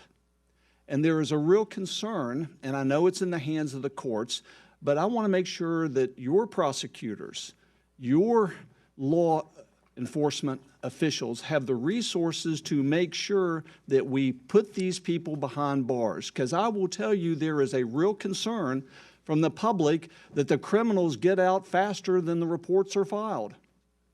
We want them rounded up. We want them locked up. Thank you. Revolving doors are not acceptable. I'm hearing too much of that, where people are being released too quickly. You catch a major criminal, a major drug gang member that's for years done nothing but move illegal drugs, maybe using intimidation and violence to carry out their schemes. These are not, you know, addicts and users and losers that we try to help in many ways. They need a certain amount of time in prison, or you don't have respect and you don't break the trends that are out there. So I was so proud of Mike Stewart and his work. He sent me a letter the other day, and it just made my day. I mean, he is determined. His people are determined. The local law enforcement are great partners, and they're going after these gangs. Some say law enforcement doesn't make a difference. I disagree. You continue, like you said, sustain this effort, and people who've committed very serious crimes get serious punishment. You can reverse these trends and make your hometown a safer and better place to live in. The president also made a bold statement when he was up, I think, in New Hampshire. He talked about the death penalty, and you have made comments in support of his reference to particularly heinous crimes, using the laws we already have on the books. And I want to join you and the president in saying, let's prosecute to the fullest extent possible. And yes, the law already allows it. That could include the death penalty. It can include the death penalty, and many of these gangs are also responsible for just murder. Murder of people who haven't paid them money, murder of people who try to come into their territory, murder of innocent people in shootouts. I'm amazed how many innocent people have been killed in shootouts among some of these violent gangs. So you're correct. The president is right. We need to be tough. He said that several times in New Hampshire. He can be pretty clear in what he wants to say, and I think he's correct about it. We're sending a new message throughout the department that these violent gangs, these serious organized crime groups have to be taken down. They are a direct challenge to law, order, peace, security, and prosperity for America. One final comment. The DEA and so many people and entities under your orb of influence. I have one community in the district I represent, a population of 392 people, not 1,000, not 3,900, 392 people. During a period of time, we had 9 million highly addictive opiate painkillers pumped into that community. That is wrong. And I appreciate your work, and I challenge you to do exactly what you're saying. And we must go after not only the drug thugs, we must go after the pushers of these pills in our community and eradicate and free up the opportunity that we can have a healthy environment in our community, get our lives back in order. Congressman, thank you for saying that. That can never happen again. That should never have happened. And we have the capability to do something about it before it gets so bad. We are now have discovered or undertaken and developed a new method to identify over-prescribing, distributing opioids in America. And we've got a computer analytics program that pops out the numbers directly, and it shows the outliers. And we're seeing outlier physicians all over America with incredibly high numbers, where the normal physician is a fraction of that. And that's and we're prosecuting more. We can identify that better using existing technology that our Department of Justice has figured out how to use last year, and we're going to keep using it, and we can never let that happen again. And what happened in southern West Virginia is just cannot happen again. It's criminal. It is. Thank you, Mr. Attorney General. Thank you, Mr. Jenkins. Mr. Attorney General, I want to direct your attention again to human trafficking, which is such a terrible problem across the country. And unfortunately, my hometown, Houston, Texas, is the worst in the country in terms of the number of people that have been sold into slavery. The scale of the catastrophe is really heartbreaking. It's a problem in public events at any large urban area, along major travel routes, and the internet compounds the problem here and abroad. And notwithstanding the takedown of trafficking organizations through efforts like the FBI's Operation Cross Country or seizures and prosecution of the notorious Backpage.com website, which we deeply appreciate, the traffickers are just seem to be proliferating. I know that the Bureau of Justice Assistance to date has funded at least 42 human trafficking task forces to help bring together federal, state, and local authorities, Mr. Attorney General, including victim service providers, to identify the perpetrators of these crimes, to assist victims and prosecute offenders. Fiscal year 2018 appropriations bill increased human trafficking grant funding from $45 million to $75 million. If you could talk to us, Mr. Attorney General, about how many task forces is the department currently supporting, and what success you're having, and how do you measure it, and what everything else can this committee do to help you fight human trafficking? Mr. Chairman, as you know, we submitted, the President did a frugal budget, and I supported it, and it did request $45 million for this project. I believe you're at 70 now in 2018. We're going to use that money as wisely and aggressively as we can to achieve the goals this committee wants us to achieve. The human trafficking problem is too severe. It's happened too much. The American people are sick of it. They want it stopped, and we're going to do so.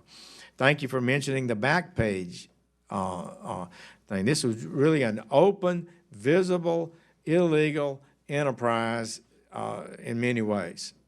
It just laid out what they were doing involving underage children and criminal activities. So we've returned an indictment on that. I believe it's some 94 counts and a number of 7 individuals. So we've hammered that group.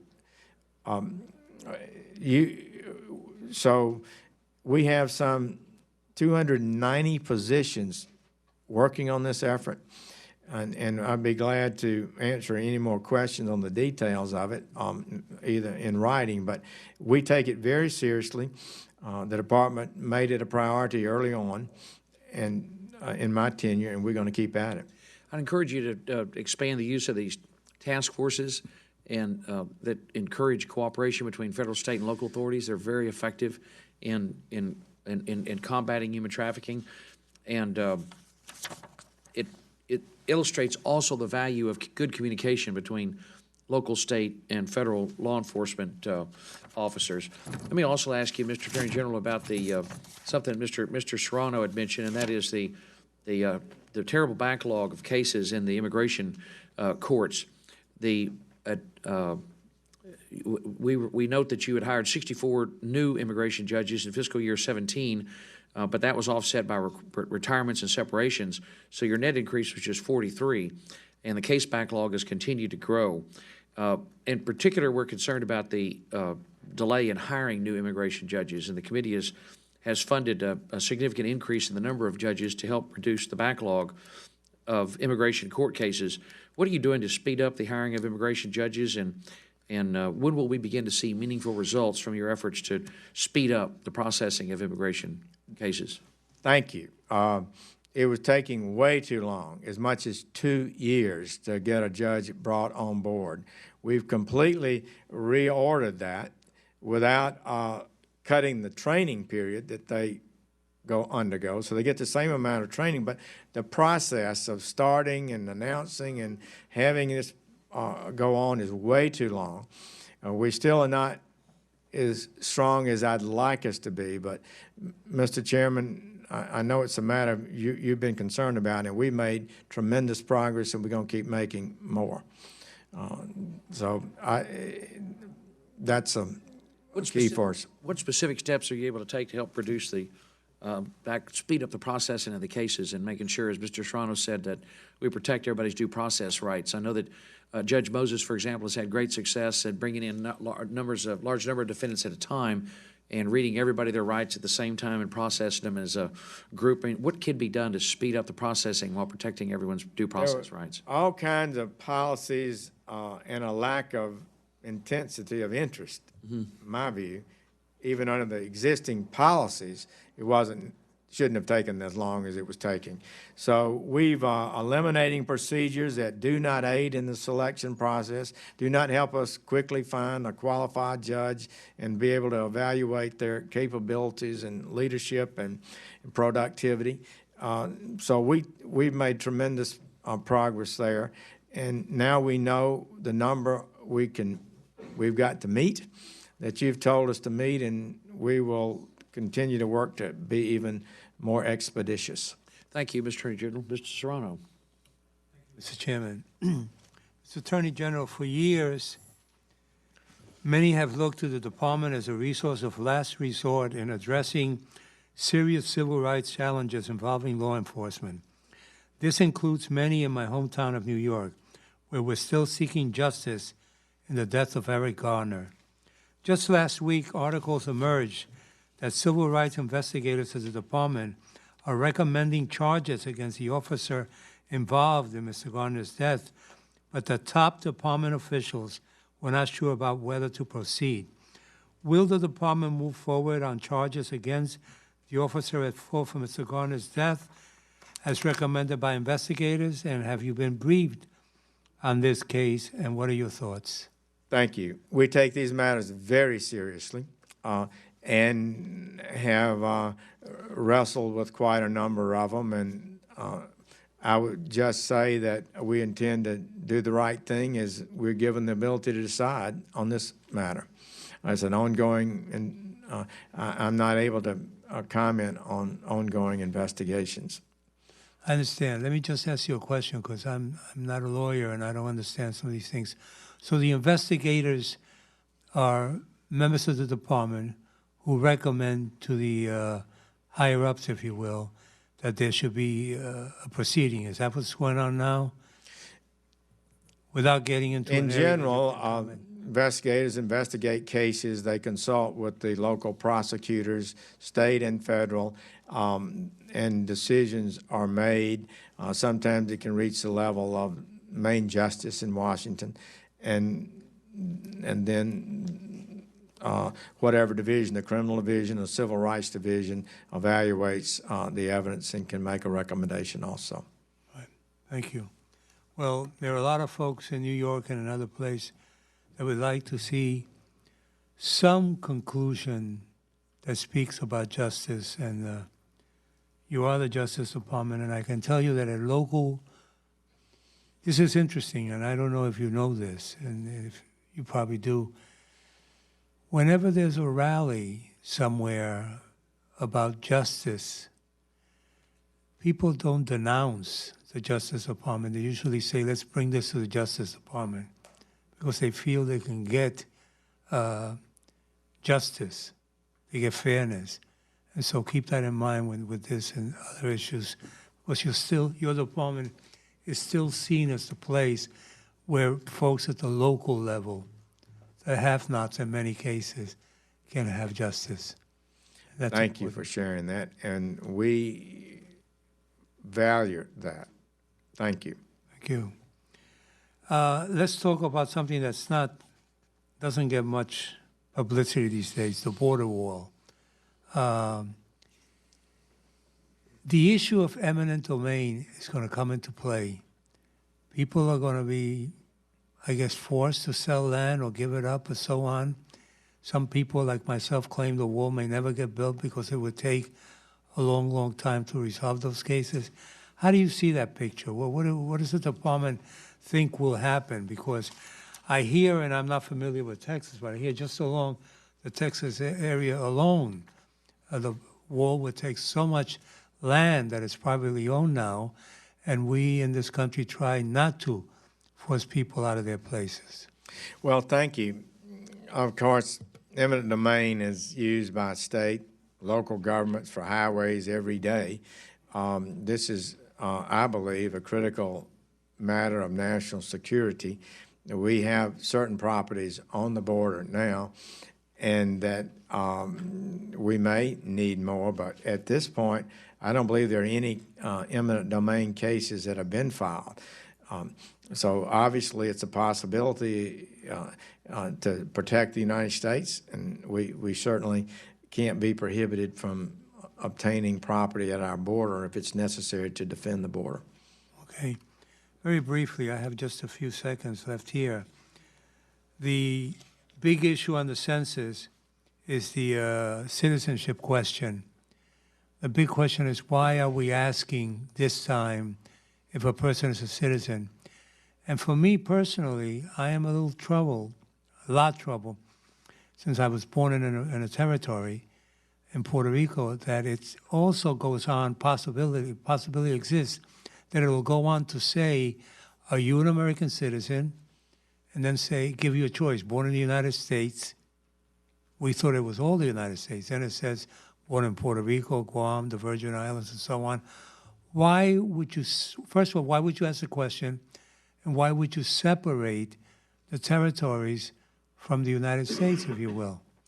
I've spent a whole career, 44 years, telling people, and the chairman knows this, that the territories are part of the United States. And this question kind of allows for people to say, you see, those 10 million people, or whatever the number is, are not part of this country. I'm not familiar with the territory part of it. I'll look at that. It's a possible question. It's been already put in the box and so on, and I don't know how far they've gone with it. But please keep in mind that they don't ask you in the census, were you born in Texas, were you born in California, were you born in New York, Florida? Why in the territory? I will look at that. Fundamentally, we believe that it's helpful for the government to know the number of citizens in the country. I'm a bit baffled by the pushback that's received. It's one of a number of questions. It was on the census for many years.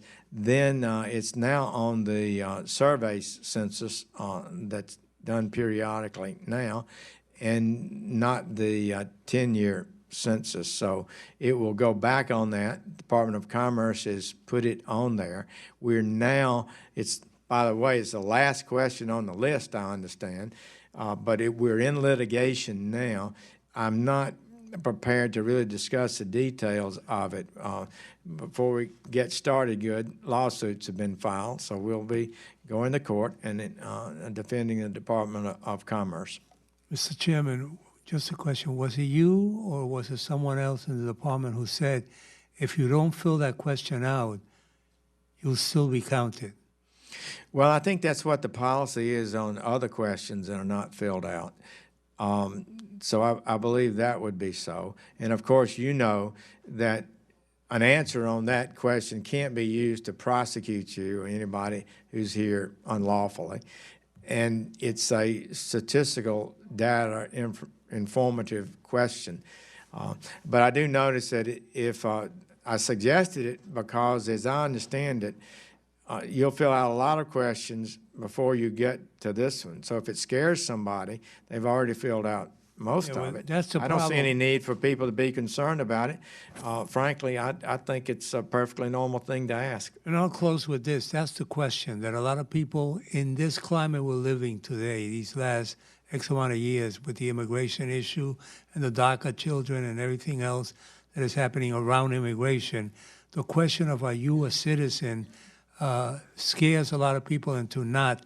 And we spent too many years convincing certain communities, I have, and many others, to fill the census form. And we're still saying that. But that question scares people because they don't know the motives behind it. Well, we should. And the other one scares me. We need to convince more people to apply to enter the country lawfully and not come unlawfully, in my opinion. That's absolutely true. Thank you, Mr. Serrano. As we restore respect for the rule of law, I'm confident that's going to happen. Yeah, but there's rule of law in the territories too. That's it. Please recognize the gentlelady from Alabama, Ms. Roby. Thank you, Mr. Chairman. Attorney General Sessions, thank you for being here this morning, and thank you and your family for your service to this country and all you do for our great country. I'm proud to see that under your direction, the Department of Justice has taken a strong stance to uphold and protect the laws of this nation. Specifically, the Department of Justice has been active in defending against sanctuary city policies around our country for localities that fail to impose and enforce our nation's immigration laws. And I think you would agree that Congress and only Congress has the power to change or alter our immigration laws, and not various local and state governments acting on their own beliefs. Having said that, I want to discuss another issue regarding the actions of states and local governments interfering with private companies who are only following federal contracts. Specifically, state and local government discrimination against federal contractors undermining the constitutional supremacy clause of the federal government. As has been widely reported, city and state governments are passing laws and ordinances to blacklist federal contractors for doing their jobs. It is these companies from our state of Alabama and all across the country who have the opportunities to work on federal contracts, whether it's bolstering infrastructure for our southern border, maintenance on an Army Corps of Engineer project, or new construction on a military base. And I know you agree with me that it's vital that we secure our southern border and put an end, as you just stated, put an end to individuals crossing into our country illegally. We must also have a qualified workforce and experienced businesses that can operate without discrimination or retaliation for simply following federal government contract directives of building a secure system, including a wall along our southern border. Unless checked, emboldened state and local officials will further discriminate against companies that perform any number of critical national security tasks for the federal government. Similarly, discriminatory measures could easily multiply as state and local officials seek to deter the construction of anything they consider offensive to their own beliefs. So threatened by discrimination with these various types of legislation, private companies would understandably hesitate to play the many roles that the federal government asks them to play in delivering on the goods and services necessary to protect national security interests, specifically securing our southern border. So my question to you this morning, Attorney General Sessions, is when and how does the Department of Justice plan to respond to state and local governments on this issue of discriminatory behavior? We've made clear that it's not acceptable. We will not accept it. Your letter, I appreciate it very much, and the other members who signed it with you, is valuable to us, and we'll get a response to you shortly. I guess we've had it within a week, maybe. But no, this is a unbelievable assertion of power that a government of the United States, a city, county, or state, can refuse and blacklist a lawful contract for the United States of America to make the country safer. I mean, how can this possibly be? We don't believe it's sustainable legally, and we will challenge it wherever there's a case to be proven. A lot of talk about passing these laws, but some have passed. And so it cannot be accepted. We're looking at what the legal remedies would be. Well, we appreciate your work on that. And the last thing I want to say to you in my short time left, I just want to thank you for your openness and willingness and desire to want to focus on sex and human trafficking in our country. As we know, this is not a third world country problem, although it is happening globally. It's also happening in our own backyards. And so I just want to thank you here today at this hearing for the work that you continue to do with the Congress to do everything that we can to eradicate this modern day slavery. And so thank you again for your service to our country. It's great to have you here today. Thank you. Thank you, Mr. Roby. Thanks, Chairman. I just wanted to follow up, even with the Chairman's indulgence, I went a little over last time, but I didn't get a chance to follow up on the specific issue of, for communities as they grapple with the opioid crisis, we've got some communities that are, as Mr. Jenkins said, real small towns who don't have a lot of capacity to navigate the federal grant system to try to figure out how they get these resources to combat this problem. Can you give us a little bit of insight into how the department is going to work with at-risk communities, small towns, tribal communities that are really suffering from this opioid epidemic and need those resources but might not have a tremendous capacity to navigate the grant making and whatnot? Mr. Kilmer, it is a very important issue. Of course, fundamentally, the Department of Justice and our DEA and FBI and ATF investigators and marshal officers, they do focus on where the problem is biggest and where the gangs are the biggest. So if the network is in Seattle and it goes out to a smaller town, but those small towns, I'm very familiar with it in Alabama. They can be devastated by this, like the little town in West Virginia. And so we just have to use good judgment. Often the evidence discovered in a small town can help take down a gang in a big city or even a cartel.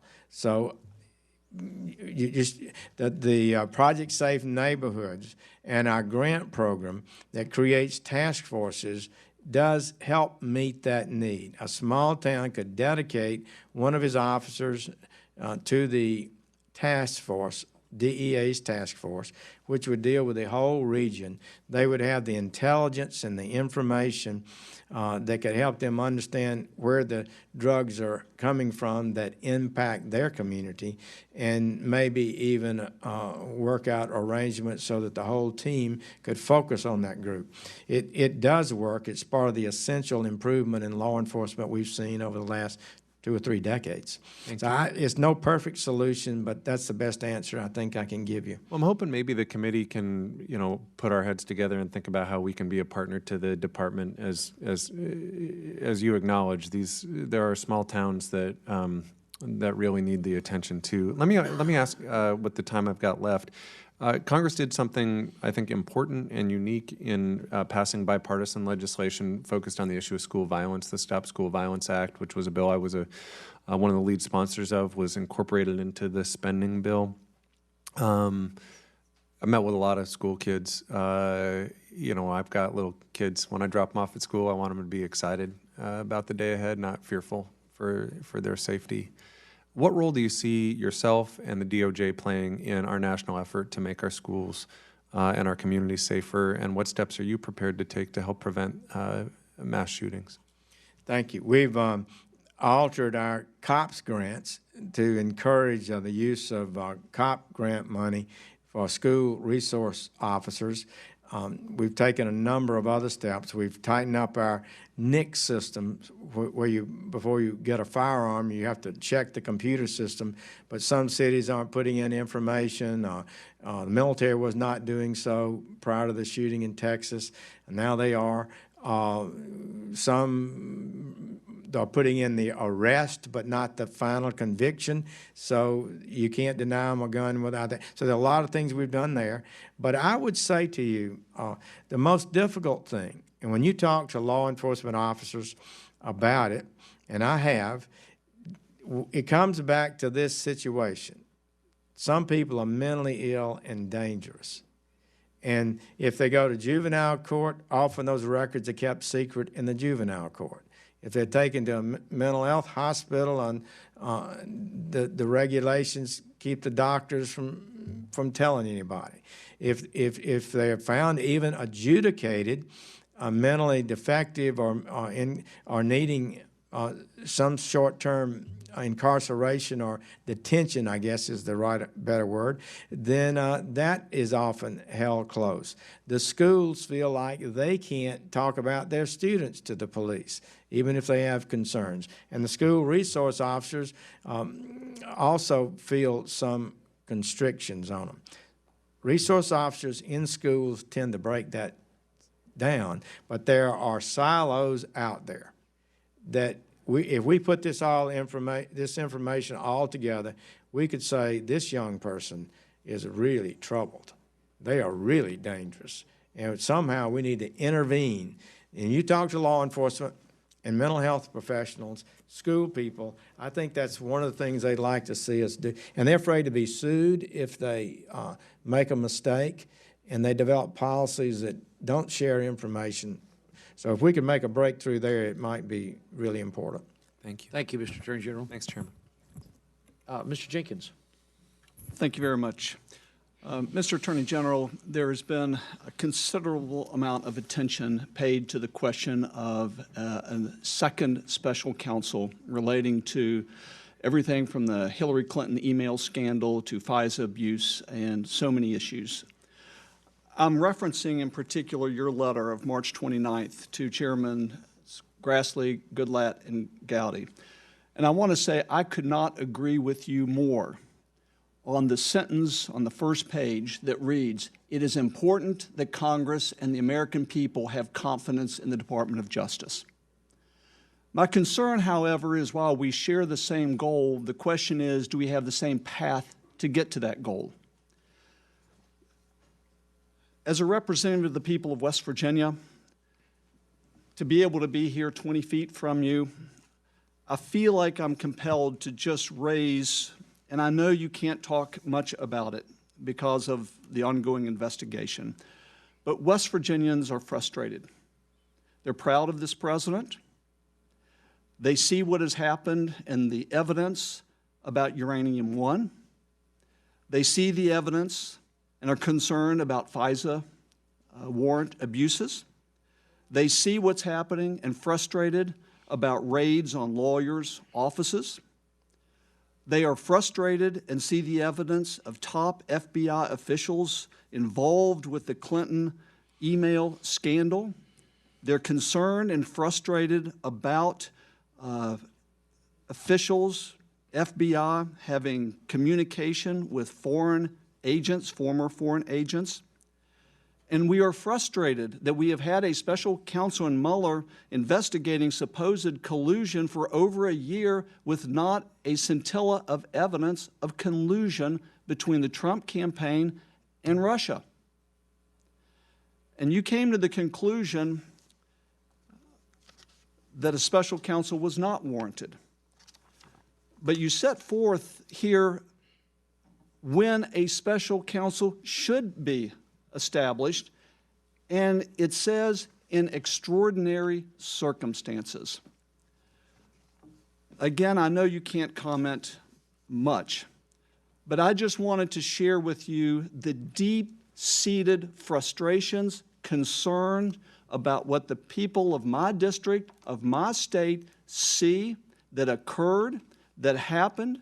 And while I understand this is referred to the Inspector General, yes, I understand we have a prosecutor from Utah looking into it, but at the very root of this, I think my constituents are frustrated, are angry. They see a double standard historically. They want justice. And as the head of the Department of Justice, I just hope you will reassure us that the path that you have decided to take, that a special counsel is not warranted at this point, that maybe in the future, as the Inspector General and others find more information, that if we feel it's necessary, that yes, we can cross that bridge, that a special counsel can be appointed. While I think it's needed now, can we get to that point if you, through your process and your investigators and your inspector general, deem it necessary? Look, I think the American people are concerned, and the president is concerned. He's dealing with France and North Korea and Syria and taxes and regulations and border and crime every day, and I wish this thing needs to conclude. So I understand his frustrations, and I understand the American people's frustrations. I would say to you that we're being very open in the department, more open than we've ever been. We're allowing some 12 members of Congress staff to come look through records that I don't know if we've ever done anything like that before. I'm sure we haven't. And so if there's wrongdoing, we're going to take action about it. I've already taken action. I would say to you that we have American people need to know we have an entirely new top leadership at the FBI. We've got a highly competent, capable man of integrity in Chris Ray, the director. We've got a new deputy director. We've got a new legal counsel. We've got a new press person, a new chief of staff. And so if there's wrongdoing uncovered, we'll act on that. But we got to be careful we don't smear everybody if somebody made some errors. And some of the errors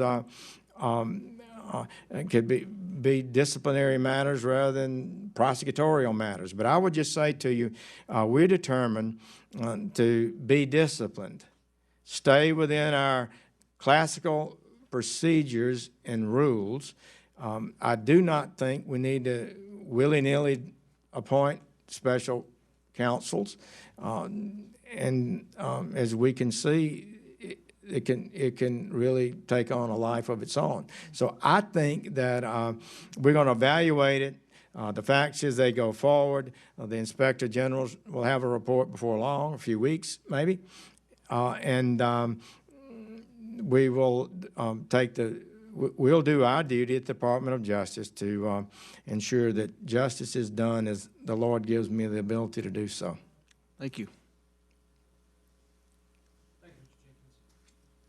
Mr. Attorney General, as you know, the Proverbs tell us our good name is our most valuable possession, worth more than all the gold and silver in the world. And you have an impeccable reputation for fairness, for justice, for honesty and integrity. And you're the FBI has always had a superb reputation for being independent and trustworthy. And an essential part of the restoration of respect for the rule of law is to ensure its fair and impartial administration. That's why Lady Justice is blindfolded, holding the scales. So I think Mr. Jenkins raises an important point. I do hope that I know that my constituents are concerned about the open-ended nature, absolutely seem wide open and unending open-ended nature of the special counsel's work. And I think it's important that anyone that you discover in the course of your investigation, anyone in the Department of Justice or the FBI that would use the legal processes of the United States for political purposes has to be prosecuted and brought to justice. And I hope you'll do all that you can to reassure the American people that these investigations are not open-ended and they're not searching for anything under the sun they can find. But we're gonna narrow this down and be sure that we're looking for actual evidence of any collusion. We're looking for actual evidence of anyone using the legal processes of this country for political purposes will be prosecuted to preserve and protect the respect for the rule of law, to preserve and protect the respect for the good name of the FBI and the Department of Justice. It is very, very important. And we deeply appreciate your service to the country, deeply appreciate the commitment of the men and women of law enforcement who work every day quietly and tirelessly to protect us. Every day that goes by and we don't have another terrorist attack, every day that goes by and ends quietly and safely, we're grateful to you and the men and women of the Department of Justice and the FBI, and the ATF and the DEA and the Marshal Service and the Bureau of Prisons and everyone that is responsible for protecting us. We are grateful to you for your work to ensure the impartial and fair administration of justice, to keep us safe. I know you've got the support of this committee in helping you do your job in protecting the most precious possession you have, the department has, and that's the good name that all the men and women in law enforcement have worked so hard for so long to preserve. And I hope you'll continue to do so. And Mr. Arno, if you have any closing remarks, we'll go ahead and wrap up. Yes, I do. I want to thank the Attorney General for coming before us today. As we wrap up, I can't help but maybe sound a negative note again. You know, it's not something I enjoy doing, but it has to be done. I'm amazed at how many members of Congress goes to the House floor and single out some newspaper article that may indicate that some lady or some fellow somewhere misused improperly, on purpose or not on purpose, by mistake, $50 in food stamps. And that became a big, big, big issue. And yet what I keep hearing is that an investigation that may talk about collusion, an investigation that may talk about people in this government and in this country helping the Russians hack us and interfere with our elections and everything else that has come from that, that should be shut down, that should be put away, that should not grow anymore. And it just troubles me, but it shouldn't amaze me by now, in the years that I've spent in Congress, that some people go crazy over some things that we should pay attention to, but certainly want to make sure that person who took $50 somewhere and misused it in government funds gets the full extent of the law on their shoulders. But whatever happened over here with a foreign government interfering in our elections, well, that we should shut down as soon as possible. Thank you. I know Mr. Serrano joins me, as all the committee members do, in praying for the safety and security of the men and women in law enforcement and how much we appreciate the great work that you do.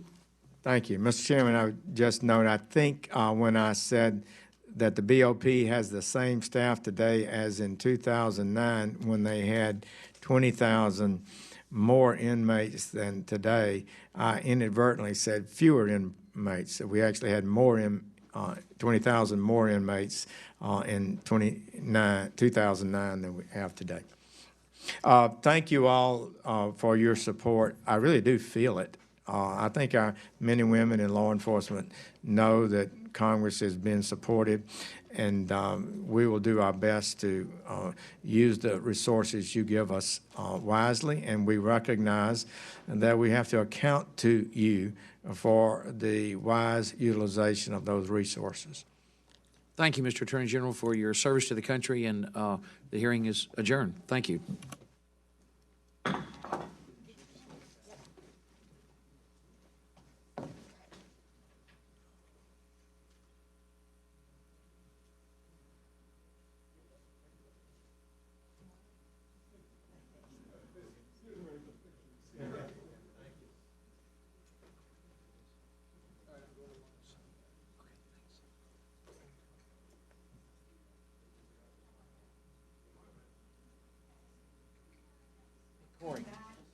Corey.